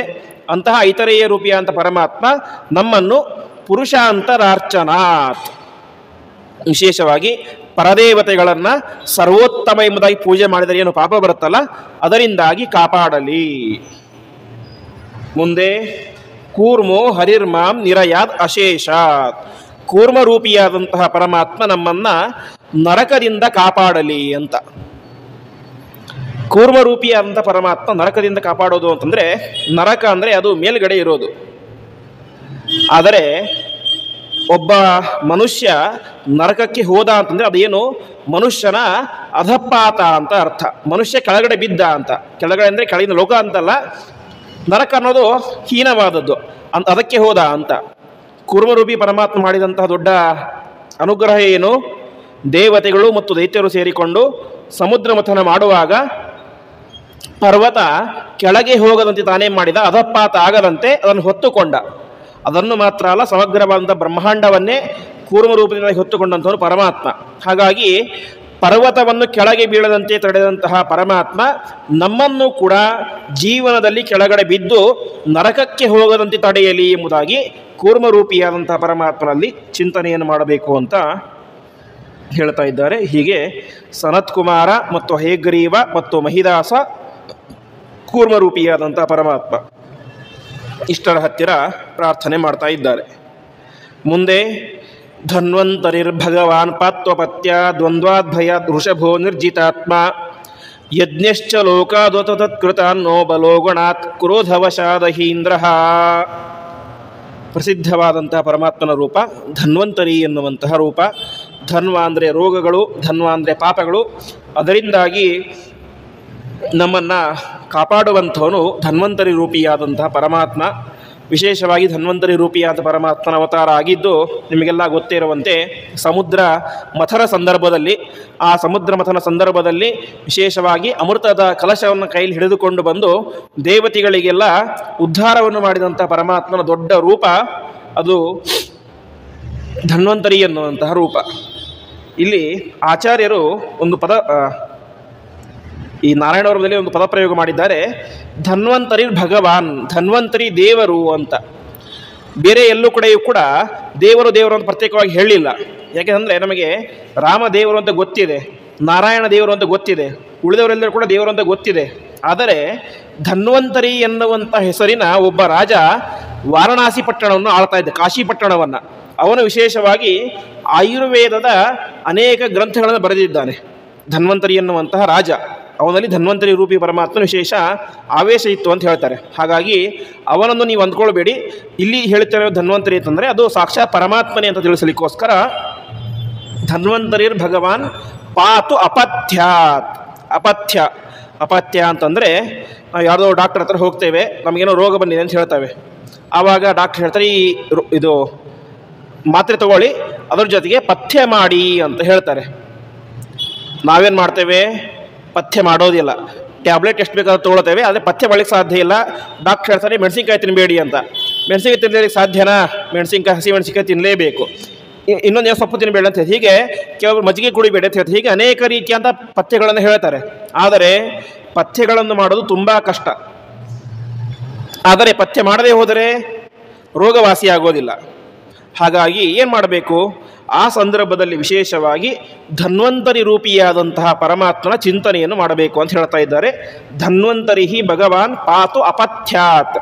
ಅಪಥ್ಯದಿಂದಾಗಿ ಅಂದರೆ ಪಥ್ಯ ಮಾಡದೇ ಇರೋದ್ರಿಂದ ನನಗೇನಾದರೂ ರೋಗಗಳು ಬರ್ತಾವಲ್ಲ, ಆ ರೋಗಗಳಿಂದಾಗಿ ನನ್ನನ್ನು ವಿಶೇಷವಾಗಿ ಯಾವ ಧನ್ವಂತರಿ ರೂಪಿಯಾದಂಥ ಪರಮಾತ್ಮ ಕಾಪಾಡಲಿ, ಅಥವಾ ಪಥ್ಯ ಮಾಡುವಂತೆ ನನ್ನ ಮನಸ್ಸನ್ನು ಪ್ರೇರಣೆ ಮಾಡಲಿ. ಪಥ್ಯ ಮಾಡುವಂತೆ ನನ್ನ ಮನಸ್ಸನ್ನು ಪ್ರೇರಣೆ ಮಾಡಬೇಕು ಯಾರು? ಪರಮಾತ್ಮ. ಡಯಟ್ ಮಾಡುವಂತೆ ಪ್ರೇರಣೆ ಮಾಡಬೇಕು. ಇದು ಧನ್ವಂತರಿ ರೂಪಿಯ ಅಂತ ಪರಮಾತ್ಮನ ಹತ್ತಿರ ನಾವು ಮಾಡಬೇಕಾದಂತಹ ಪ್ರಾರ್ಥನೆ. ಅದಾದ ಮೇಲೆ ದ್ವಂದ್ವಾತ್ ಭಯಾತ್ ವೃಷಭೋ ನಿರ್ಜಿತಾತ್ಮ. ಯಾವ ವೃಷಭ ರೂಪಿಯಾದಂತಹ ಪರಮಾತ್ಮ ನಮ್ಮನ್ನು ದ್ವಂದ್ವಗಳಿಂದಾಗಿ ಕಾಪಾಡಲಿ ಅಂತ. ದ್ವಂದ್ವ ಅಂದರೆ ಎರಡು ಅಂತ ಅರ್ಥ. ಎರಡರಿಂದ ಕಾಪಾಡಲಿ ಅಂತ ಹೇಳ್ತಾ ಇದ್ದಾರೆ. ಏನು ಎರಡು ಅಂತಂದರೆ, ವಿಶೇಷವಾಗಿ ನಮಗೆ ಅನೇಕ ರೀತಿಯಾದ ದ್ವಂದ್ವಗಳಿಂದ ಭಯ ಬರುತ್ತೆ. ಒಂದು ಹುಟ್ಟು, ಒಂದು ಸಾವು. ಹುಟ್ಟಿನಿಂದಲೂ ಹೆದರಿಕೆ, ಸಾಯುವುದಿಂದಲೂ ಹೆದರಿಕೆ. ಅದಾದ ಮೇಲೆ ಲಾಭ ನಷ್ಟ, ಜಯ ಅಪಜಯ, ಸುಖ ದುಃಖ, ಹೀಗೆ ಅನೇಕ ರೀತಿಯಾದಂಥ ದ್ವಂದ್ವಗಳು ನಮ್ಮನ್ನು ಜೀವನದಲ್ಲಿ ಕಾಡ್ತಾ ಇರ್ತವೆ. ಸುಖ ಬಂದು ಅಂತ ತಕ್ಷಣ ಖುಷಿ ಪಡಬೇಕಂತ ಅರ್ಥವೇ ಇಲ್ಲ. ದುಃಖ ಮತ್ತೆ ಕಟ್ಟಿಟ್ಟ ಬುತ್ತಿ. ಹುಟ್ಟಿದ ತಕ್ಷಣ ಖುಷಿ ಪಡಬೇಕಾ? ಹುಟ್ಟಿದ್ಯಾಕೆ? ಸಾಯುವುದಕ್ಕೋಸ್ಕರನೇ ಹುಟ್ಟಿದ್ದು. ಸತ್ತ ಮೇಲೆ ಮತ್ತೆ ಹುಟ್ಟು ನಿಶ್ಚಿತ. ಹೀಗೆ ಜಯ ಅಪಜಯ ಲಾಭ ದುಃಖ ಎಲ್ಲವೂ ಕೂಡ ಒಟ್ಟಿಗೆ ಇರ್ತವೆ. ಆದರೆ ಇದರಿಂದಾಗಿ ನಮಗೇನಾಗುತ್ತೆ? ಒಂದು ರೀತಿಯಲ್ಲಿ ಭಯ ಆಗ್ತಾ ಇರುತ್ತೆ. ಹಾಗಾಗಿ ಇದರಿಂದ ಉಂಟಾಗುವಂಥ ಭಯದಿಂದಾಗಿ ನಮ್ಮನ್ನು ವಿಶೇಷವಾಗಿ ವೃಷಭ ನಿರ್ಜಿತಾತ್ಮ, ವೃಷಭರೂಪಿಯಾದಂತಹ ಪರಮಾತ್ಮ ಕಾಪಾಡಲಿ ಅಂತ ಪ್ರಾರ್ಥನೆ ಮಾಡ್ತಾ ಇದ್ದಾರೆ.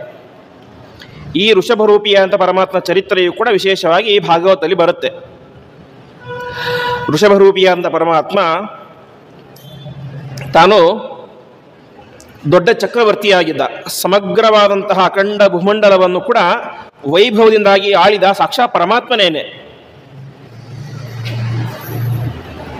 ಹೀಗೆ ಆಳಿದ ಅವನಿಗೊಬ್ಬ ಮಗ ಹುಟ್ಟಿದ, ಅವನೇ ಭರತ ಅಂತ. ಆ ಭರತನಿಂದಾಗಿಯೇ ನಮ್ಮ ಈ ದೇಶಕ್ಕೆ ಭಾರತ ಎಂಬ ಹೆಸರು ಬಂದಿದ್ದು. ಅಂತಹ ಭರತನ ತಂದೆಯಾದಂತಹ ಯಾವ ವೃಷಭರೂಪಿಯಾದಂಥ ಪರಮಾತ್ಮ ನಾಭಿದೇವನ ಮಗ, ನಾಭಿ ಎನ್ನುವಂಥ ರಾಜನ ಮಗ. ಚೆನ್ನಾಗಿ ರಾಜ್ಯಭಾರವನ್ನೆಲ್ಲ ಮಾಡಿದ. ಕೊನೆಗೆ ಏನಾಯಿತು? ಅವನು ವೈರಾಗ್ಯದಿಂದಾಗಿ ಭರತನಿಗೆ ರಾಜ್ಯವನ್ನೆಲ್ಲ ಕೊಟ್ಟುಬಿಟ್ಟ. ಸರಿ, ಭರತನಿಗೆ ಹಿಂದಿನ ಕಾಲದಲ್ಲಿ ಒಂದು ಸಂಪ್ರದಾಯ, ಯೋಗ್ಯ ವಯಸ್ಸಾದ ಮೇಲೆ ಮಕ್ಕಳಿಗೆ ರಾಜ್ಯವನ್ನು ಕೊಟ್ಟು ವಾನಪ್ರಸ್ಥ ಧರ್ಮಕ್ಕೆ ಅಂತ ಹೋಗೋದು.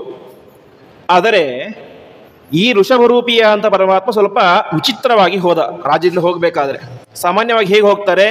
ಮೈಮೇಲಿರುವಂತಹ ಪೀತಾಂಬರ ಬಳ್ಳಿ ಬಂಗಾರ ಎಲ್ಲವನ್ನು ಕೂಡ ತೆಗೆದಿಟ್ಟುಕೊಂಡು ನಾರು ಮಡಿಯನ್ನು ಉಟ್ಟುಕೊಂಡು ತಾವೆಲ್ಲರೂ ಕೂಡ ವಾನಪ್ರಸ್ಥಕ್ಕೆ ಅಂತ ಹೋಗ್ತಾರೆ. ಅನೇಕ ರಾಜ ಮಹಾರಾಜರು ಕೂಡ ವಾನಪ್ರಸ್ಥ ಧರ್ಮವನ್ನು ಆಚರಣೆ ಮಾಡಿದ್ದಾರೆ. ಆದರೆ ಈ ವೃಷಭರೂಪಿಯಾದ ಪರಮಾತ್ಮ ಮನೆಯಿಂದಾಗಿ ಹೊರಟ ಅಂತೆ. ಹೊರಟ ತಕ್ಷಣ ಮೈ ಮೇಲೆ ನಿತ್ತು ಬಟ್ಟೆ ಇತ್ತು. ನನಗೆ ಬಟ್ಟೆ ಬಂದಿದ್ದು ಯಾವ ಕಾರಣ? ಈ ರಾಜ್ಯದ ಸಂಪತ್ತಿನಿಂದಾಗಿ. ಹಾಗಾಗಿ ನನಗೆ ಬಟ್ಟೆಯೇ ಬೇಡ ಅಂತ ಮೈ ಮೇಲಿರುವಂಥ ಬಟ್ಟೆಯೇ ತೆಗೆದುಬಿಟ್ಟ. ಹೀಗೆ ಎಲ್ಲವನ್ನೂ ಕೂಡ ತ್ಯಾಗವನ್ನು ಮಾಡಿ ವಿಶೇಷವಾಗಿ ದಿಗಂಬರನಾಗಿ ತಾನೇ ಮಾಡಿದ. ವಾನಪ್ರಸ್ಥಕ್ಕೆ ಅಂತ ಹೊರಟದ್ದೆಲ್ಲಿಗೆ? ಬೇರೆ ಯಾವುದೋ ಪ್ರದೇಶ ಅಲ್ಲ, ನಮ್ಮದೇ ಕರ್ನಾಟಕಕ್ಕೆ. ಇವತ್ತು ಕರ್ನಾಟಕದಲ್ಲಿರುವಂಥ ಏನು ಕೊಡಚಾದ್ರಿ ಅಂತ ಪ್ರದೇಶ ಇದೆ, ಕೊಲ್ಲೂರು ಅಂತ. ಅಂತಹ ಕೊಲ್ಲೂರು ಕೊಡಚಾದ್ರಿಗೆ ಬಂದು ಅಲ್ಲಿ ಅನೇಕ ಪರ್ವತಗಳಲ್ಲಿ ಸಂಚಾರವನ್ನು ಮಾಡಿ ಕೊನೆಗೆ ಆ ಪರ್ವತದಲ್ಲಿ ಒಂದು ಕಾಡ್ಗಿಚ್ಚು ಬಂತು. ಆ ಕಾಡ್ಗಿಚ್ಚಿನಲ್ಲಿ ತನ್ನ ಪ್ರವೇಶವನ್ನು ಮಾಡಿ ಅದೃಶ್ಯನಾಗಿ ಬಿಟ್ಟ. ಜನ ಏನಂತ ಅಂದ್ಕೊಂಡ್ರು? ಕಾಡ್ಗಿಚ್ಚಿನಲ್ಲಿ ಪಾಪ ಹುಚ್ಚ ವೃಷಭ ಸತ್ತೇ ಹೋಗಿಬಿಟ್ಟ ಅಂತ ಅಂದ್ಕೊಂಡ್ಬಿಟ್ಟ. ಯಾಕೆಂದರೆ ಮೈ ಮೇಲೆ ಬಟ್ಟೆ ಇಲ್ಲ, ಹುಚ್ಚನೊಬ್ಬ ಅಂತ ಅಂದ್ಕೊಂಡ್ಬಿಟ್ಟಿದ್ರು. ಆದರೆ ಸಾಕ್ಷಾತ್ ಪರಮಾತ್ಮನ ಅವತಾರ ಅದು. ಯಾವುದು? ವೃಷಭರೂಪಿಯ ಅಂತ ಪರಮಾತ್ಮ. ಆ ವೃಷಭರೂಪಿಯ ಅಂತ ಪರಮಾತ್ಮ ಜಗತ್ತಿಗೆ ಕೊಟ್ಟ ಸಂದೇಶ ಏನು ಅಂದರೆ, ದ್ವಂದ್ವ ಬೇಡ ಅಂತ. ಸುಖ ಬಂದಾಗಲೂ ಒಂದೇ ರೀತಿ ಇರಿ, ದುಃಖ ಬಂದಾಗಲೂ ಒಂದೇ ರೀತಿ ಇರಿ, ಆವಾಗ ಮಾತ್ರ ನಿಮ್ಮ ಜೀವನದಲ್ಲಿ ಸಾಧನೆ ಆಗಲಿಕ್ಕೆ ಸಾಧ್ಯ ಅಂತ ಅನೇಕ ರೀತಿಯ ಒಂದು ಉಪದೇಶಗಳನ್ನು ಮಾಡಿದ್ದಾನೆ. ಅಂತಹ ವೃಷಭರೂಪಿಯಾದಂತಹ ಪರಮಾತ್ಮ ನಮ್ಮನ್ನು ದ್ವಂದ್ವದಿಂದ ಉಂಟಾಗುವಂಥ ಭಯದಿಂದಾಗಿ ಸಂರಕ್ಷಣೆಯನ್ನು ಮಾಡಲಿ ಅಂತ ಪ್ರಾರ್ಥನೆ. ಇದಾದ ಮೇಲೆ ಯಜ್ಞಶ್ಚ ಲೋಕಾತ್ ಉತ ತತ್ಕೃತಾನ್ನಃ. ಯಜ್ಞರೂಪಿಯಾದಂತಹ ಪರಮಾತ್ಮ ನಮ್ಮನ್ನು ರಕ್ಷಣೆ ಮಾಡಲಿ. ಯಾವುದರಿಂದ ರಕ್ಷಣೆ ಮಾಡಲಿ? ತತ್ಕೃತಾತ್ ಲೋಕಾತ್. ಹಿಂದೆ ನಾವು ಹೇಳಿದಂತೆ ಯಜ್ಞಯಾಗಾದಿಗಳನ್ನೆಲ್ಲ ಮಾಡ್ತೇವೆ, ತಪಸ್ಸು ಮಾಡ್ತೇವೆ. ಯಾಕೆ ಮಾಡ್ತೇವೆ? ನಮಗೆ ಸ್ವರ್ಗ ಬೇಕು ಎನ್ನುವಂತಹ ಬಯಕೆಯಿಂದಾಗಿ, ಆಸೆಯಿಂದಾಗಿ ನಾವೇನು ಮಾಡ್ತೇವೆ? ಆ ಒಂದು ಕರ್ಮಗಳನ್ನು ಮಾಡ್ತೇವೆ. ಹಾಗಾಗಿ ಯಾವತ್ತೂ ಕೂಡ ಸಕಾಮ ಕರ್ಮ ಎಂಬುದು ಅತ್ಯಂತ ಹೀನವಾದದ್ದು. ಒಂದು ಯಾವುದೋ ಫಲವನ್ನು ಬಯಸಿ ನಾವು ಹೋಮಾದಿಗಳನ್ನು ಮಾಡಿದರೆ ಅದು ಅಷ್ಟು ಶ್ರೇಷ್ಠ ಅಲ್ಲ, ಹೊರತು ನಿಷ್ಕಾಮವಾದಂತಹ ಕರ್ಮ, ಕೇವಲ ಪರಮಾತ್ಮ ಪ್ರೀತನಾಗಲಿ ಎಂಬಂಥ ಉದ್ದೇಶದಿಂದಾಗಿ ಮಾಡುವಂಥ ಕರ್ಮವೇನೇ ಶ್ರೇಷ್ಠವಾದದ್ದು. ಹಾಗಾಗಿ ಪುಣ್ಯದ ಆಸೆಯಿಂದಾಗಿ, ಯಾವುದೋ ಸ್ವರ್ಗ ಸಿಗಬೇಕು ಎನ್ನುವಂತಹ ಆಸೆಯಿಂದಾಗಿ ಮಾಡುವಂತಹ ಕೆಟ್ಟ ಕರ್ಮಗಳಿಂದಾಗಿ ನಮ್ಮನ್ನು ವಿಶೇಷವಾಗಿ ಯಜ್ಞರೂಪಿಯಾದಂತಹ ಪರಮಾತ್ಮ ಕಾಪಾಡಲಿ. ಯಾಕೆ? ಪರಮಾತ್ಮನ ಹೆಸರೇ ಏನು? ಯಜ್ಞ ಅಂತ. ಯಜ್ಞ ಅಂದರೆ ಯಜ್ಞಕ್ಕೆ ಅಭಿಮಾನಿ ಅಂತ. ಈ ಪರಮಾತ್ಮನ ಕಥೆಯು ಕೂಡ ಭಾಗವತದಲ್ಲಿ ಬರುತ್ತೆ. ವಿಶೇಷವಾಗಿ ಸ್ವಯಂಭುವ ಮನುವಿನ ಮಗಳು ಆಕೂತಿ ದೇವಿ ಅಂತ. ಆ ಆಕೂತಿ ದೇವಿಯ ಮಗ ಯಾರು ಅಂತಂದರೆ ಈ ಯಜ್ಞನಾಮಕನಾದ ಪರಮಾತ್ಮ ಅಂತೆ. ಹಿಂದೆ ಒಂದು ನಿಯಮ ಇತ್ತು ಯುಗಗಳಲ್ಲಿ, ಪುತ್ರಿಕಾ ಪುತ್ರ ಧರ್ಮ ಅಂತ. ಒಬ್ಬ ವ್ಯಕ್ತಿಗೆ ಗಂಡು ಮಕ್ಕಳು ಇಲ್ಲದೆ ಹೋದರೆ, ಕೇವಲ ಹೆಣ್ಣು ಮಕ್ಕಳು ಮಾತ್ರ ಇದ್ದರೆ, ಆ ಹೆಣ್ಣು ಮಕ್ಕಳಲ್ಲಿ ಹುಟ್ಟುವಂತಹ ಒಂದು ಗಂಡು ಮಗುವನ್ನು ತನ್ನಗೆ ಮಗನಾಗಿ ಸ್ವೀಕಾರ ಮಾಡಿ, ದತ್ತುಪುತ್ರ ಅಂತ, ಮೊಮ್ಮಗನನ್ನೇ ಮಗನನ್ನಾಗಿ ಸ್ವೀಕಾರ ಮಾಡುವುದು ಅಂತ. ಈ ಯಜ್ಞನಾಮಕ ಯಾವ ಸ್ವಯಂಭವನಗಳು ತನ್ನ ಮಗಳ ಮದುವೆ ಆಗಬೇಕಾದ್ರೆ ಹೇಳಿದ್ರಂತೆ, ನಿನ್ನಲ್ಲಿ ಹುಟ್ಟುವಂಥ ಮಗನನ್ನು ನನಗೆ ಕೊಡಬೇಕು ಅಂತ. ಇವನಿಗೆ ಒಟ್ಟು 5 ಜನ ಮಕ್ಕಳು. ಯಾವ ಪ್ರಿಯವ್ರತ, ಉತ್ತಾನಪಾದ, ಪ್ರಿಯವ್ರತ ಅಂತೆಲ್ಲ ಮಕ್ಕಳು, 2 ಗಂಡು ಮಕ್ಕಳು ಆಲ್ರೆಡಿ ಇದ್ದರು. ಗಂಡು ಮಕ್ಕಳು ಇದ್ದರೂ ಕೂಡ ತಾನೇ ಮಾಡಿದ, ಆಕೋತಿ ಹತ್ರ ಹೇಳಿದ, ನಿನ್ನ ಮಗನನ್ನು ನನಗೆ ಕೊಡಬೇಕು ಅಂತ. ಯಾಕೆ ಕೇಳಿದ ಹಾಗೆ ಅಂತಂದರೆ, ಅದಕ್ಕೆ ಹೇಳ್ತಾರೆ, ಸ್ವಯಂಭೂಮನು ಅವನಿಗೆ ಗೊತ್ತಿತ್ತು ಅಂತೆ, ನನ್ನ ಮಗಳಲ್ಲಿ, ಅದರಲ್ಲೂ ಕೂಡ 3 ಜನ ಹೆಣ್ಣು ಮಕ್ಕಳು, ಆಕೋತಿ, ಪ್ರಸೂತಿ, ದೇವಹೂತಿ ಅಂತ. ದೇವಹೂತಿಯಲ್ಲಿ ಕಪಿಲ ರೂಪಿ ಪರಮಾತ್ಮ ಹುಟ್ಟಿದ. ಅವನನ್ನು ಕೇಳಲಿಲ್ಲ. ಕೇಳಿದ್ಯಾರನ್ನ? ಯಜ್ಞನಾಮಕ ಪರಮಾತ್ಮನೇ ನನಗೆ ಮಗನಾಗಿ ಬರಬೇಕು ಅಂತ ಕೇಳಿದ. ಅವನಿಗೆ ಗೊತ್ತಿತ್ತು ನನ್ನ ಮಗಳಲ್ಲಿ ಸಾಕ್ಷಾತ್ ಪರಮಾತ್ಮನೇ ಅವತಾರ ಮಾಡ್ತಾನೆ ಅಂತ. ಹಾಗಾಗಿ ಪರಮಾತ್ಮ ನನ್ನ ಮಗನಾಗಬೇಕು ಎನ್ನುವಂಥ ಬಯಕೆಯಿಂದಾಗಿ ಆ ರೀತಿಯಾಗಿ ಕೇಳಿದ್ದ. ಆಯಿತು, ಹುಟ್ಟಿದ, ದತ್ತು ಸ್ವೀಕಾರ ಕೂಡ ಮಾಡಿದ. ಒಂದು ಸಲ ಸ್ವಯಂಭೂಮನು ತಪಸ್ಸು ಮಾಡ್ತಾ ಇದ್ದಾನೆ. ಆ ತಪಸ್ಸು ಮಾಡಬೇಕಾದ್ರೆ ವಿಶೇಷವಾಗಿ ಒಳಗಡೆಯಿಂದಾಗಿ ಧ್ಯಾನ ಮಾಡ್ತಾ ಇದ್ದಾನೆ. ಮಾಡ್ತಾ ಸಮಾಧಿ ಅವಸ್ಥೆಗೆ ಹೋಗ್ಬಿಟ್ಟ. ಸಮಾಧಿ ಅವಸ್ಥೆ ಅಂತಂದರೆ ಹೊರಗಡೆ ಏನಾದರೂ ಕೂಡ ಅದರ ಎಚ್ಚರವೇ ಅವರಿಗೆ ಆಗೋದಿಲ್ಲ. ಆ ಸಂದರ್ಭದಲ್ಲಿ ಅನೇಕ ದೈತ್ಯರು ಈ ಸ್ವಯಂಭೂ ಮನುವನ್ನು ತಿನ್ನಬೇಕು ಅಂತ ಬರ್ತಾರೆ. ಆ ಸಂದರ್ಭದಲ್ಲಿ ವಿಶೇಷವಾಗಿ ಯಾವ ಯಜ್ಞನಾಮಕನಾದಂತಹ ಪರಮಾತ್ಮ ಸ್ವಯಂಭೂ ಮನುವಿನ ಮೊಮ್ಮಗ ತಾನು ಬಂದು ಆ ಎಲ್ಲ ದೈತ್ಯರನ್ನು ಕೂಡ ಸಂಹಾರ ಮಾಡ್ತಾನೆ. ಆ ಸಂದರ್ಭದಲ್ಲಿ ಯಾವ ಸ್ವಯಂಭೂ ಮನುಗಳಿಗೆ ಗೋಚರವಾದಂಥ ಮಂತ್ರಗಳೇನೆ ಇವತ್ತು ಪ್ರಸಿದ್ಧವಾದಂತಹ ಈಶಾವಾಸ್ಯೋಪನಿಷತ್. ಈಶಾವಾಸ್ಯವಿದಂ ಸರ್ವಂ ಯತ್ಕಿಂಚ ಜಗತ್ಯಾಂ ಜಗತ್ ತೇನ ತ್ಯಕ್ತೇನ ಭುಂಜೀತಾಹ ಮಾಗ್ರತಃ ಕಸ್ಯ ಸಿದ್ಧನಂ ಅಂತ 20 ಮಂತ್ರಗಳುಳ್ಳಂತಹ ಈಶಾವಾಸ್ಯೋಪನಿಷತ್ತರ ಮಂತ್ರಗಳಿಂದಾಗಿ ಸ್ವಯಂಭೂ ಮನುಗಳು ಆ ಯಜ್ಞನಾಮಕನಾದ ಪರಮಾತ್ಮನನ್ನು ವಿಶೇಷವಾಗಿ ಸ್ತೋತ್ರ ಮಾಡ್ತಾರೆ. ಅಂತಹ ಯಜ್ಞರೂಪಿಯಾದಂತಹ ಪರಮಾತ್ಮ ನಮ್ಮನ್ನು ಸಕಾಮ ಕರ್ಮಗಳನ್ನು ಮಾಡುವುದರಿಂದಾಗಿ ರಕ್ಷಣೆ ಮಾಡಲಿ, ನಿಷ್ಕಾಮ ಕರ್ಮದೆಡೆಗೆ ನಮ್ಮನ್ನು ಕರೆದುಕೊಂಡು ಹೋಗಲಿ ಅಂತ ಪ್ರಾರ್ಥನೆ. ಅದಾದ ಮೇಲೆ ಬಲೋಗಣಾತ್ ಕ್ರೋಧವಶಾತ್ ಅಹೀಂದ್ರ ಪರಮಾತ್ಮನ ಅವತಾರಗಳ ಬಗ್ಗೆ ಹೇಳಿದರು. ಈಗ ಪರಮಾತ್ಮನ ಆವೇಶ ಅವತಾರ ಒಂದರ ಬಗ್ಗೆ ಹೇಳ್ತಾ ಇದ್ದಾರೆ. ಅದು ಬಲರಾಮ ಅವತಾರ ಅಂತ. ಬಲರಾಮನಲ್ಲಿ ವಿಶೇಷವಾಗಿ ಪರಮಾತ್ಮನ ಶುಕ್ಲಕೇಶ ಎನ್ನುವಂತಹ ಒಂದು ಆವೇಶ ಇತ್ತು. ಈಗ ಬಲರಾಮನಲ್ಲಿ ಅಂತರ್ಯಾಮಿಯಾದಂತಹ ಶುಕ್ಲಕೇಶ ರೂಪಿಯಾದಂಥ ಪರಮಾತ್ಮ ನಮ್ಮನ್ನು ವಿಶೇಷವಾಗಿ ಕ್ರೋಧವಶಾತ್ ಪಾತು, ಕ್ರೋಧವಶದಿಂದಾಗಿ ಕಾಪಾಡಲಿ ಅಂತ. ಇದಕ್ಕೆ 3 ರೀತಿ ಅರ್ಥ ಮಾಡ್ತಾರೆ ವ್ಯಾಖ್ಯಾನಕಾರರು. ಕ್ರೋಧವಶಾತ್ ಅಂತಂದರೆ, ಒಂದು ಕ್ರೋಧವಶ ಅಂತಂದರೆ ಹಾವುಗಳಿಗೆ ಕ್ರೋಧವಶ ಅಂತ ಹೆಸರು. ಯಾಕೆಂದರೆ ಹಾವುಗಳಿಗೆ ಸಿಟ್ಟು ಜಾಸ್ತಿ ಅಂತೆ. ಒಂದು ಹಾಡು ಕೂಡ ಇದೆ, ಹಾವಿನ ದ್ವೇಷ ಅಂತೆಲ್ಲೋ ಪಿಕ್ಚರ್ ಹಾಡು ಕೂಡ ಇದೆ. ಅಂದರೆ ಹಾವುಗಳಿಗೆ ಸಿಟ್ಟು ಜಾಸ್ತಿ ಅಂತ. ಯಾರೋ ಒಬ್ಬರು ಸ್ವಲ್ಪ ಕೂಡ ನಮಗೆ ತೊಂದರೆ ಕೊಟ್ಬಿಟ್ರೆ ಅವರ ಮೇಲೆ ಸೇಡು ಜಾಸ್ತಿ ಅಂತ. ಹಾಗಾಗಿ ಸಿಟ್ಟಿಗೆ ಒಳಗಾದಂತಹ ಹಾವುಗಳಿಂದಾಗಿ ನಮ್ಮನ್ನು ಯಾರು ಕಾಪಾಡಲಿ? ಬಲರಾಮ ಕಾಪಾಡಲಿ ಅಂತ. ಬಲರಾಮನಿಗೆ ಹಾವಿನಿಗೆ ಸಂಬಂಧ ಅಂತಂದರೆ ಬಲರಾಮ ಯಾರು? ಶೇಷಾವತಾರ. ಹಾಗಾಗಿ ಆ ಸರ್ಪಗಳಿಂದಾಗಿ ನಮ್ಮನ್ನು ಯಾರು ಕಾಪಾಡಲಿ?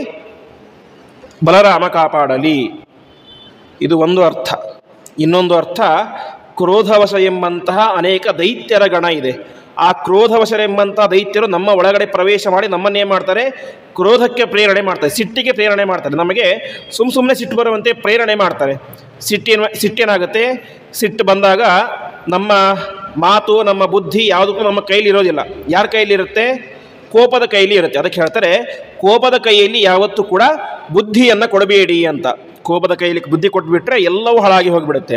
ಆ ರೀತಿಯಾಗಿ ಆ ಕ್ರೋಧವಶರೆಂಬಂಥ ದೈತ್ಯರಿಂದಾಗಿ ಮತ್ತು ನಮ್ಮ ಕೋಪದಿಂದಾಗಿ ಯಾರು ರಕ್ಷಣೆ ಮಾಡಲಿ? ಬಲೋಗಣಾತ್ ಕ್ರೋಧವಶಾತ ಹೀಂದ್ರ ಅಂತ ಬಲರಾಮನಲ್ಲಿ ಇರುವಂತಹ ಶುಕ್ಲಕೇಶ ಎನ್ನುವಂಥ ಪರಮಾತ್ಮ ನಮ್ಮನ್ನು ವಿಶೇಷವಾಗಿ ರಕ್ಷಣೆ ಮಾಡಲಿ ಅಂತ ಪ್ರಾರ್ಥನೆ ಮಾಡ್ತಾ ಇದ್ದಾರೆ. ಮುಂದಿನ ಶ್ಲೋಕ, ದ್ವೈಪಾಯನೋ ಭಗವಾನ್ ಸಂಪ್ರಮೋಹಾತ್ ಬುದ್ಧಸ್ತು ಪಾಷಂಡಗಣಾತ್ ಪ್ರಮಾದಾತ್ ಕಲ್ಕಿಃ ಕಲೆ ಕಾಳಮಲಾತ್ ಪ್ರಪಾತು ಧರ್ಮಾವನಾಯ ಉರುಕೃತಾವತಾರಃ. ಮೊದಲನೇದಾಗಿ ದ್ವೈಪಾಯನೋ ಭಗವಾನ್. ದ್ವೈಪಾಯನ ಅಂದರೆ ವೇದವ್ಯಾಸ ರೂಪಿಯಾದಂಥ ಪರಮಾತ್ಮ ನಮ್ಮನ್ನು ಸಂಪ್ರಮೋಹಾತ್ ಅಪ್ರಮೋದಾತ್ ಅಥವಾ ಅಜ್ಞಾನದಿಂದಾಗಿ ನಮ್ಮನ್ನು ಕಾಪಾಡಲಿ ಅಂತ. ಯಾಕೆ ಅಂತಂದರೆ ವೇದವ್ಯಾಸ ದೇವರ ಅವತಾರ ಭೂಮಿ ಮೇಲೆ ಆದದ್ದೇ ಅಜ್ಞಾನವನ್ನು ನಾಶ ಮಾಡಿ ಜ್ಞಾನದ ಬೆಳಕನ್ನು ಕೊಡಲಿಕ್ಕೆ ಅಂತ ಆದಂತಹ ಅವತಾರ ಮಾಡಿ 18 ಪುರಾಣಗಳು, ಭಾಗವತ ಮುಂತಾದಂಥ ಪುರಾಣಗಳು, ಸ್ವಯಂ ಯಾವ ದೊಡ್ಡ ಗ್ರಂಥವಾದಂತಹ ಮಹಾಭಾರತ ಎನ್ನುವಂಥ ಗ್ರಂಥವನ್ನು ರಚನೆ ಮಾಡಿದರು. ಅದೇ ರೀತಿಯಾಗಿ ಪ್ರಧಾನವಾಗಿ ವೇದಗಳ ವಿಭಾಗವನ್ನು ಮಾಡಿದರು. ಈ ವೇದವ್ಯಾಸ ದೇವರ ತಂದೆ ಯಾರು ಅಂತಂದರೆ ಪರಾಶರರು ಅಂತ. ಇವರ ಹುಟ್ಟಿನ ಕಥೆಯು ಕೂಡ ವಿಚಿತ್ರವಾಗಿದೆ. ಪರಾಶರರ ಹುಟ್ಟಿನ ಕಥೆ. ಈ ವಸಿಷ್ಠರಿಗೆ 100 ಜನ ಮಕ್ಕಳಿದ್ದರು. ಆ ವಸಿಷ್ಠರಿಗೆ 100 ಜನ ಮಕ್ಕಳಲ್ಲಿ ಒಬ್ಬರು ಶಕ್ತಿ ಎಂಬುದಾಗಿ. ಒಂದು ಸಲ ಏನಾಯಿತು, ಯಾವುದೋ ಒಂದು ವಿಶ್ವಾಮಿತ್ರರ ಜೊತೆ ಗಲಾಟೆ ಆದ ಕಾರಣ ಈ ವಸಿಷ್ಠರ 100 ಜನ ಮಕ್ಕಳು ಕೂಡ ಏನಾಗ್ಬಿಟ್ರು, ಸತ್ತು ಹೋಗಿಬಿಟ್ರು. ಸತ್ತು ಹೋದಾಗ ಏನಾಯಿತು, ಇವರಿಗೆ ಋಷಿಗಳಿಗೆ ಭಾರಿ ತುಂಬ ಬೇಸರ ಆಗಿಬಿಡ್ತು. ನನಗೆ ಒಬ್ಬರು ಮಕ್ಕಳು ಇಲ್ಲ, ಮೊಮ್ಮಕ್ಕಳು ಯಾರು ಕೂಡ ಹುಟ್ಟಿಲ್ಲ, ಹಾಗಾಗಿ ನನ್ನ ವಂಶ ಏನಾಯ್ತು ಇಲ್ಲಿಗೆ ನಿರ್ವಂಶವಾಗಿ ಹೋಗಿಬಿಡ್ತು, ಮುಂದುವರಿಯೋದಿಲ್ಲ ಅಂತ ತುಂಬ ದುಃಖ ಆಗುತ್ತೆ. ತುಂಬ ದುಃಖ ಆಗಿ ತಾವೇನು ಮಾಡ್ತಾರೆ, ಹಿಮಾಲಯ ಪರ್ವತಕ್ಕೆ ಯಾತ್ರೆಗೆ ಹೋಗೋಣ, ಯಾತ್ರೆಗೆ ಸ್ವಲ್ಪ ಮನಸ್ಸು ಉಲ್ಲಾಸ ಆಗುತ್ತೆ ಅಂತ ಯಾತ್ರೆ ಮಾಡಲಿಕ್ಕೆ ಶುರು ಮಾಡ್ತಾರೆ. ಆ ಸಂದರ್ಭದಲ್ಲಿ ಏನಾಯಿತು, ಈ 100 ಜನ ಮಕ್ಕಳಲ್ಲಿ ಒಬ್ಬ ಶಕ್ತಿ ಅಂತ, ಆ ಶಕ್ತಿಯ ಹೆಂಡತಿ ಅದೃಶ್ಯಂತಿ ಅಂತ ಅವಳ ಹೆಸರು. ಅವಳು ಮಾವನ ಜೊತೆ ಹೋಗ್ತಾ ಇರ್ತಾಳೆ, ಹಿಂದೆ ಬರ್ತಾ ಇರ್ತಾಳೆ. ಎಷ್ಟು ಬೇಡ ಅಂತ ಹೇಳಿದ್ರು ಕೂಡ ಕೇಳೋದಿಲ್ಲ. ಕೊನೆಗೆ ಆಯಿತು ಒಂದು ಬರ್ಲಿ ಕರ್ಕೊಂಡು ಹೋಗ್ತಾರೆ ಪರ್ವತ ಏರ್ತಾ ಇರ್ತಾರೆ. ಹಿಂದ್ಗಡೆಯಿಂದಾಗಿ ಏನೋ ಸ್ವಲ್ಪ ವೇದದ ಝೇಂಕಾರ ಕೇಳಿಸುತ್ತೆ, ವೇದ ಪಾರಾಯಣ ಮಾಡಿದ ಧ್ವನಿ ಕೇಳಿಸುತ್ತೆ ಅಂತೆ. ಸುತ್ತಮುತ್ತ ನೋಡ್ತಾರೆ, ಇರೋದು ತಾವಿಬ್ಬರೇ, ಕೇಳ್ತಾ ಇರೋದು ಸ್ವಲ್ಪ ಸಣ್ಣ ಧ್ವನಿಯಲ್ಲಿ. ಏನೋ ಭ್ರಮೆ ಇರಬೇಕು ಅಂತ ಸುಮ್ಮನೆ ಮುಂದೆ ಹೋಗ್ತಾರೆ. ಇನ್ನೂ ಸ್ವಲ್ಪ ಮುಂದೆ ಹೋಗ್ತಾರೆ, ಹಾಗೆ ಅನಿಸುತ್ತೆ. ಆವಾಗ ಒಂದು ಕ್ಷಣ ವಸಿಷ್ಠರು ನಿಂತುಕೊಂಡು ಗಮನಿಸ್ತಾರೆ, ಬರ್ತಾ ಇರೋದು ಬೇರೆ ಯಾರಿಂದಲೂ ಧ್ವನಿಯಲ್ಲ, ತನ್ನ ಸೊಸೆಯಾದಂತಹ ಅದೃಶ್ಯಂತಿಯ ಗರ್ಭದಲ್ಲಿರುವಂತಹ ಶಕ್ತಿಯ ಮಗನಿಂದಾಗಿ ಈ ವೇದದ ಉಚ್ಚಾರದ ಧ್ವನಿ ಬರ್ತಾ ಇದೆ. ಆವಾಗ ಗೊತ್ತಾಗುತ್ತೆ ಅವರಿಗೆ, ನನ್ನ 100 ಮಕ್ಕಳು ಸಾಯಬೇಕಾದ್ರೆ ಸುಮ್ಮನೆ ಸತ್ತು ಬಿಟ್ಟರು, ಆದರೆ ನನ್ನ ಒಬ್ಬ ಮಗ ಶಕ್ತಿ ಸುಮ್ಮನೆ ಸಾಯಲಿಲ್ಲ, ತನ್ನ ವಂಶವನ್ನು ನನ್ನ ಸೊಸೆಯಲ್ಲಿ ಇಟ್ಟು ಸತ್ತಿದ್ದಾನೆ ಅಂತ ಅವರಿಗೆ ತುಂಬ ಖುಷಿಯಾಗಿಬಿಡುತ್ತೆ. ನನ್ನ ವಂಶ ಇನ್ನು ಮುಂದೆ ಏನಾಗುತ್ತೆ, ಮುಂದುವರಿಯುತ್ತೆ ಅಂತ. ಹಾಗಾಗಿ ಆ ಮಗನಿಗೆ ಏನಂತ ಹೆಸರಿಟ್ಟರು, ಪರಾಶರ ಅಂತ. ಪರಾಶರ ಅಂತಂದರೆ, ಪರಾಶ ಅಂದರೆ ಇವತ್ತು ಕನ್ನಡದಲ್ಲಿ ಕೇಳ್ತೇವೆ ನಿರಾಶ ಅಂತ, ನಿರಾಶತೆ ದುಃಖ ಅಂತ ಅರ್ಥ. ಪರಾಶ ಅಂದರೆ ನಿರಾಶ ಅಂತ. ವಸಿಷ್ಠರಿಗೆ ಏನಾಗಿತ್ತು, ನಿರಾಶೆಯಾಗಿತ್ತು ಜೀವನದಲ್ಲಿ. ಆ ಪರಾಶೆಯ ನಿರಾಶೆಯನ್ನು ನಾಶ ಮಾಡಿದಂಥವ್ರು ಯಾರು, ಈ ಮಗು. ಹಾಗಾಗಿ ಇವರಿಗೆ ಪರಾಶರ, ನಿರಾಶೆಯನ್ನು ಕಳೆದು ಹಾಕಿದಂಥವ್ರು ಅಂತ ನಾಮಕರಣ ಆಯಿತು. ಹೀಗೆ ಗರ್ಭದಲ್ಲಿಯೇ ವೇದ ಪಾರಾಯಣ ಮಾಡಿದಂತಹ ಮಗು ಮುಂದೆ ಇಡೀ ವೇದವನ್ನೇ ವಿಭಾಗ ಮಾಡುವಂತಹ ವೇದವ್ಯಾಸರನ್ನೇ ಮಗನನ್ನಾಗಿ ಪಡೆಯುವಂಥ ದೊಡ್ಡ ಯೋಗ್ಯತೆಯನ್ನು ಪಡೆದುಕೊಂಡರು. ಹೀಗೆ ವೇದವ್ಯಾಸರ ತಂದೆ ಪರಾಶರರು. ಆ ಪರಾಶರರು ಗರ್ಭದಲ್ಲಿ ಇದ್ದಾಗಲೇ ವೇದ ಪಾರಾಯಣ ಮಾಡಿದ ದೊಡ್ಡ ಜ್ಞಾನಿಗಳು. ಇಂತಹ ವೇದವ್ಯಾಸ ದೇವರು ನಮ್ಮನ್ನು ವಿಶೇಷವಾಗಿ ಅಪ್ರಬೋಧಾತ್, ಅಜ್ಞಾನದಿಂದಾಗಿ ನಮ್ಮನ್ನು ಕಾಪಾಡಲಿ. ಮುಂದೆ ಬುದ್ಧಸ್ತು ಪಾಷಂಡಗಣಾತ್ ಪ್ರಮಾದಾತ್, ಪರಮಾತ್ಮನ ಒಂದು ಅದ್ಭುತವಾದಂತಹ ರೂಪ ಬುದ್ಧ ರೂಪ. ಆದರೆ ನಾವು ಇವತ್ತು ಬುದ್ಧ ರೂಪನ ಯಾರು ಕೂಡ ಉಪಾಸನೆ ಮಾಡೋದಿಲ್ಲ. ಯಾಕೆಂದರೆ ಅದು ಮೋಹಕವಾದಂತಹ ರೂಪ ಅಂತ. ಅದು ಸರಿಯಾಗಿ ಅರ್ಥ ಆಗೋದಕ್ಕಿಂತ ನಮಗೆ ತಪ್ಪಾಗಿ ಅರ್ಥವಾಗುವಂಥ ಸಾಧ್ಯತೆಗಳೇ ಜಾಸ್ತಿ ಇರ್ತವೆ. ಹಾಗಾಗಿ ಅಂತಹ ಬುದ್ಧ ರೂಪಿಯಾದಂಥ ಪರಮಾತ್ಮ ನಮ್ಮನ್ನು ಪಾಷಂಡಗಣಾತ್, ಪಾಷಂಡಗಣಾತ್ ಅಂದರೆ ದೇವರು ಇಲ್ಲ, ಜಗತ್ತೆಲ್ಲವೂ ಕೂಡ ಸುಳ್ಳು, ವೇದ ಎಲ್ಲವೂ ಕೂಡ ಅಪ್ರಮಾಣ ಅಂತ ಹೇಳುವಂತಹ ದರ್ಶನಗಳಿಂದಾಗಿ ನಮ್ಮನ್ನು ಕಾಪಾಡಲಿ ಅಂತ ಪ್ರಾರ್ಥನೆ. ಬುದ್ಧರೂಪಿ ಪರಮಾತ್ಮನ ಜನನವು ಅಂದರೆ ಅವತಾರ ಕೂಡ ವಿಚಿತ್ರವಾದದ್ದೇ. ಬುದ್ಧ ಹುಡ್ತಾನೆ, ಆಗ ತಾನೇ ತಾಯಿಯ ಪಕ್ಕದ ಮಲ್ಕೊಂಡಿದ್ದಾನೆ, ಜೋರಾಗಿ ನಗಲಿಕ್ಕೆ ಶುರು ಮಾಡ್ತಾನೆ ಅಂತೆ. ಸಾಮಾನ್ಯವಾಗಿ ಮಕ್ಕಳು ಹುಟ್ಟಿದರೆ ಏನು ಮಾಡ್ತಾರೆ, ಜೋರಾಗಿ ಅಳ್ತಾವೆ. ಈ ಬುದ್ಧ ಜೋರಾಗಿ ನಗಲಿಕ್ಕೆ ಶುರು ಮಾಡಿದ ಅಂತೆ. ಅಕ್ಕಪಕ್ಕದಲ್ಲಿ ಇದ್ದಂಥವ್ರಿಗೆ ಆಶ್ಚರ್ಯ ಆಯಿತು ಅಂತೆ, ಇದೇನಿದು ಅಂತ. ಯಾಕೆ ನಗ್ತಾ ಇದೆ ಕೇಳ್ತಾರೆ ಅಂತೆ. ಆವಾಗ ಮಗು ಹೇಳುತ್ತೆ, ಜಗತ್ತೆಲ್ಲವೂ ಕೂಡ ಸುಳ್ಳು, ಯಜ್ಞ ಯಾಗ ವೇದ ಏನೂ ನೀವು ಓದಬೇಡಿ, ನಿಜವಾದಂಥ ಧರ್ಮ ಅಂತಂದರೆ ಅಹಿಂಸಾ ಪರಮೋ ಧರ್ಮ, ಅಹಿಂಸೆಯೇ ನಿಜವಾದಂತಹ ಧರ್ಮ. ಅಷ್ಟು ಮಾತ್ರ. ಇಡೀ ಜಗತ್ತೇನಾಗಿದೆ, ಶೂನ್ಯ ಆಗಿದೆ. ಇಡೀ ಜಗತ್ತು ಕ್ಷಣಿಕ, ಇಡೀ ಜಗತ್ತು ಶೂನ್ಯ, 0. ಇಡೀ ಜಗತ್ತು ಕ್ಷಣಿಕ, ಒಂದು ಕ್ಷಣ ಇರುತ್ತೆ, ಇನ್ನೊಂದು ಕ್ಷಣ ಇರೋದಿಲ್ಲ ಅಂತ ಉಪದೇಶ ಮಾಡ್ತಾನೆ. ಇವರಿಗೆ ನಂಬಿಕೆ ಬರೋದಿಲ್ಲ. ಈಗ ತಾನೇ ಹುಟ್ಟಿದಂತಹ ಮಗು ನಂಬಲಿಕ್ಕೆ ಸಾಧ್ಯ ಇಲ್ಲ ಅಂತ ಬಿಟ್ಬಿಡ್ತಾರೆ. ಆ ಸಂದರ್ಭದಲ್ಲಿ ಏನಾಗುತ್ತೆ, ದೇವಲೋಕದಿಂದಾಗಿ ಯಮ ತನ್ನ ಪಾಶವನ್ನು ಆ ಮಗುವಿನ ಮೇಲೆ ಎಸೀತಾನಂತೆ.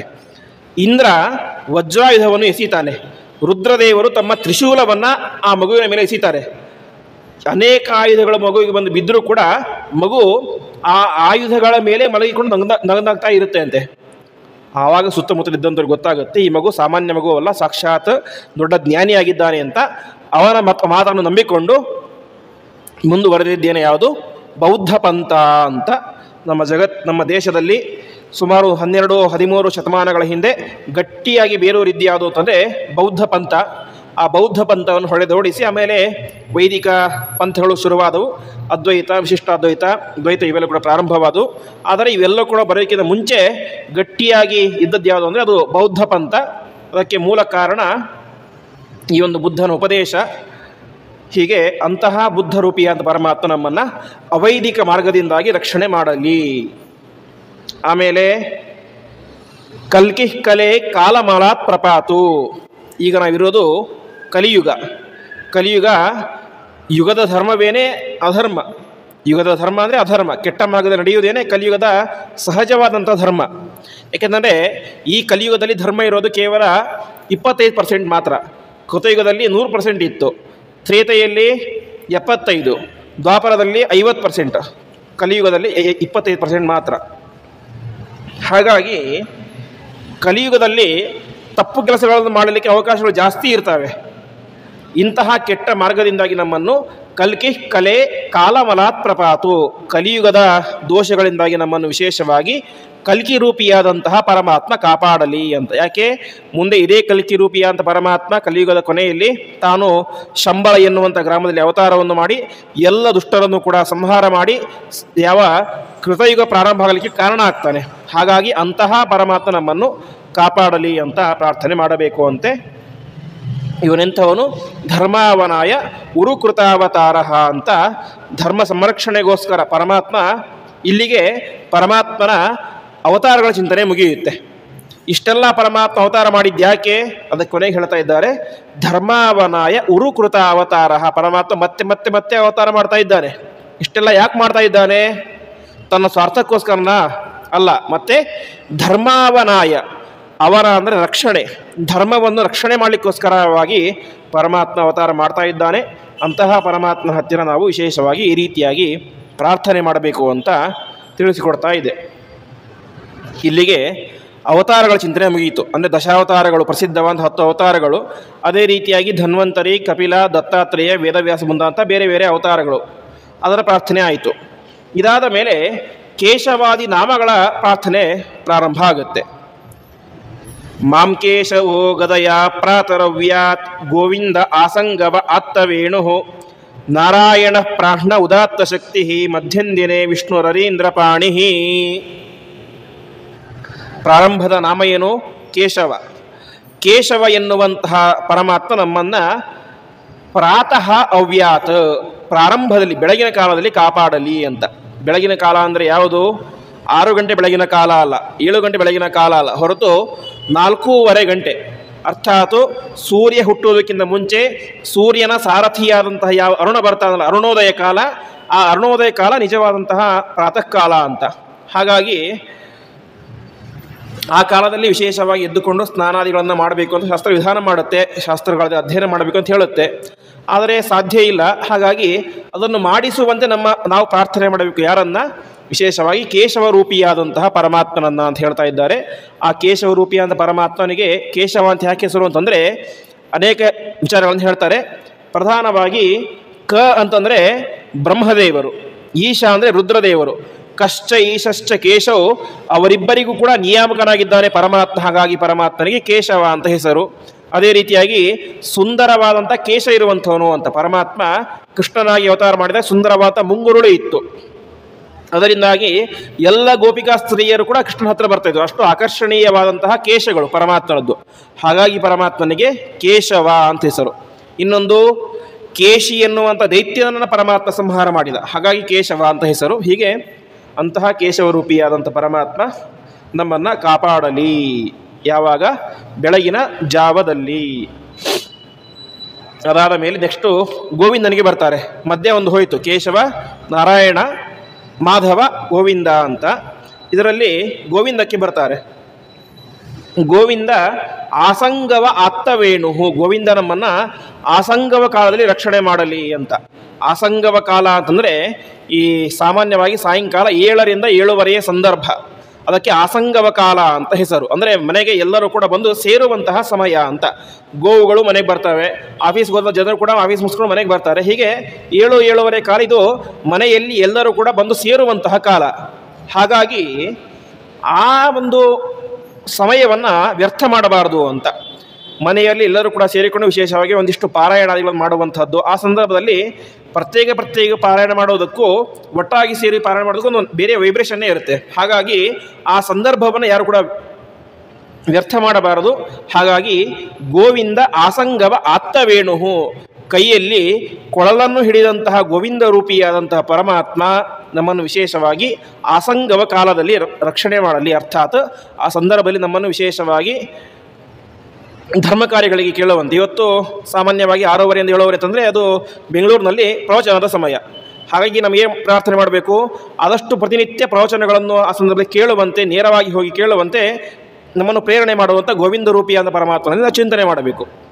ಅದಾದ ಮೇಲೆ ನಾರಾಯಣ ಪ್ರಾಹ್ಣ ಉದಾತ್ತ ಶಕ್ತಿ ಅಂತ, ಅಪಾರ ಶಕ್ತಿ ಇರುವಂತಹ ಯಾವ ನಾರಾಯಣ ರೂಪಿಯಾದಂಥ ಪರಮಾತ್ಮ ನಮ್ಮನ್ನು ಪ್ರಾಹ್ಣದಲ್ಲಿ ರಕ್ಷಣೆ ಮಾಡಲಿ ಅಂತ. ಪ್ರಾಹ್ಣ ಅಂತಂದರೆ ಬೆಳಗ್ಗೆ 6 ಗಂಟೆಯ ನಂತರದ ಸಂದರ್ಭಕ್ಕೆ ಪ್ರಾಹ್ಣ ಅಂತ ಹೆಸರು. ಅಂತಹ 6 ಗಂಟೆ ಸಂದರ್ಭ ಅಂದರೆ ಅದು ಸೂರ್ಯೋದಯ ಆಗುವಂಥ ಸಂದರ್ಭ. ಸಾಮಾನ್ಯವಾಗಿ 6:15 6:30 ಹಂಗೆ ಸೂರ್ಯೋದಯ ಆಗುತ್ತೆ, ಸ್ವಲ್ಪ ಹೆಚ್ಚು ಕಡಿಮೆ ಆಗುತ್ತೆ. ಆ ಸಂದರ್ಭಕ್ಕೆ ಸರಿಯಾಗಿ ನಾವು ವಿಶೇಷವಾಗಿ ಗಾಯತ್ರಿ ಜಪ, ಸೂರ್ಯಾರ್ಘ್ಯ ಎಲ್ಲವನ್ನು ಕೂಡ ಮಾಡಬೇಕು. ಹೀಗೆ ಕಾಲವನ್ನು ಮೀರಿ ಮಾಡಿದರೆ ಪುಣ್ಯ ಕಡಿಮೆ. ಹಾಗಾಗಿ ಸರಿಯಾದಂಥ ಕಾಲದಲ್ಲಿ ಸತ್ಕರ್ಮಗಳು ನಮ್ಮಿಂದ ಆಗಬೇಕು. ಆಗುವಂತೆ ಯಾರನ್ನು ಪ್ರಾರ್ಥನೆ ಮಾಡಬೇಕು? ನಾರಾಯಣ ರೂಪಿಯಾದಂತಹ ಪರಮಾತ್ಮನನ್ನು ನಾವು ಪ್ರಾರ್ಥನೆ ಮಾಡಬೇಕು ಅಂತ ತಿಳಿಸ್ತಾ ಇದ್ದಾರೆ. ಹಿಂದೆ ಒಂದು ಪದ ಬಂತು, ಗೋವಿಂದ ಆಸಂಗವ ಆತ್ತವೇಣು ಅಂತ. ನಾವು ನಾರಾಯಣ ಪದಕ್ಕೆ ಅರ್ಥ ನಿನ್ನೆ ಕೇಳಿದ್ದೇವೆ. ಗೋವಿಂದ ಅಂತಂದರೆ ಗಾಹ ವಿಂದತೀತಿ ಗೋವಿಂದ ಅಂತ. ಗಾಹ ಅಂದರೆ ಮಾತುಗಳು, ವೇದಗಳು. ಎಲ್ಲ ವೇದಗಳು ಕೂಡ ಯಾರನ್ನು ತಿಳಿಸ್ತಾವೋ ಅವನು ಗೋವಿಂದ ಅಂತ. ಎಲ್ಲ ವೇದಗಳನ್ನು ಯಾರನ್ನು ಹೇಳ್ತವೆ? ಪರಮಾತ್ಮನನ್ನೇ ಪ್ರಧಾನವಾಗಿ ಹೇಳ್ತವೆ. ಹಾಗಾಗಿ ಪರಮಾತ್ಮನಿಗೆ ಗೋವಿಂದ ಅಂತ ಹೆಸರು. ಅಂತಹ ಪರಮಾತ್ಮನ ಚಿಂತನೆ, ವೇದಗಳ ಚಿಂತನೆ ನಮ್ಮಿಂದಾಗಿ ಸಾಯಂಕಾಲ ನಡೆಯುವಂತೆ ಪ್ರಾರ್ಥನೆ ಮಾಡಬೇಕು ಅಂತ ತಾತ್ಪರ್ಯ. ಅದಾದ ಮೇಲೆ ಮಧ್ಯಂದಿನೇ ವಿಷ್ಣು ರರೀಂದ್ರ ಪಾಣಿಹಿ ಅಂತ. ಮಧ್ಯದ ಸಂದರ್ಭ ಅರ್ಥಾತ್ ಮಧ್ಯಾಹ್ನದ ಕಾಲದ ಒಂದು ಸಂದರ್ಭ. ಆ ಒಂದು ಸಂದರ್ಭದಲ್ಲಿ ವಿಶೇಷವಾಗಿ ಅರೀಂದ್ರಪಾಣಿಹಿ ವಿಷ್ಣು ಎನ್ನುವಂತಹ ಪರಮಾತ್ಮನ ರೂಪ ನಮ್ಮನ್ನು ಮಧ್ಯದ ಕಾಲದಲ್ಲಿ ರಕ್ಷಣೆ ಮಾಡಲಿ ಅಂತ ತಿಳಿಸ್ತಾ ಇದ್ದಾರೆ. ಎಂಥವನು ಪರಮಾತ್ಮ ಅಂದರೆ ಅರೀಂದ್ರಪಾಣಿಹಿ. ಅರಿ ಅಂತಂದರೆ ಚಕ್ರ, ಅರೀಂದ್ರ ಅಂದರೆ ಚಕ್ರರಾಜ. ಚಕ್ರರಾಜ ಅಂತಂದರೆ ಪರಮಾತ್ಮನ ಕೈಲಿರುವಂಥ ಸುದರ್ಶನ ಎನ್ನುವಂಥ ಚಕ್ರ. ಅಂತಹ ಸುದರ್ಶನ ರೂಪಿಯಾದಂತಹ ಪರಮಾತ್ಮ ವಿಶೇಷವಾಗಿ ನಮಗೆ ಮಧ್ಯದ ಸಂದರ್ಭದಲ್ಲಿ ರಕ್ಷಣೆಯನ್ನು ಮಾಡಲಿ ಎಂಬುದಾಗಿ ತಿಳಿಸ್ತಾ ಇದ್ದಾರೆ. ಇಷ್ಟಾದ ಮೇಲೆ ಮತ್ತೆ ಮುಂದಿನ ಶ್ಲೋಕದಲ್ಲಿ ಮಧುಸೂದನ, ಮಾಧವ ಎನ್ನುವಂತಹ ರೂಪವನ್ನು ಚಿಂತನೆ ಮಾಡ್ತಾ ಹೋಗ್ತಾರೆ. ಆ ಉಳಿದ ರೂಪಗಳ ಚಿಂತನೆಯನ್ನು ಮತ್ತೆ ನಾಳೆಯ ಪ್ರವಚನದಲ್ಲಿ ನಾವೆಲ್ಲರೂ ಸೇರಿದಾಗ ಚಿಂತನೆ ಮಾಡೋಣ ಎಂಬುದಾಗಿ ಹೇಳ್ತಾ ಇಂದಿನ ಪ್ರವಚನವನ್ನು ಶ್ರೀಕೃಷ್ಣಾರ್ಪಣಮಸ್ತು.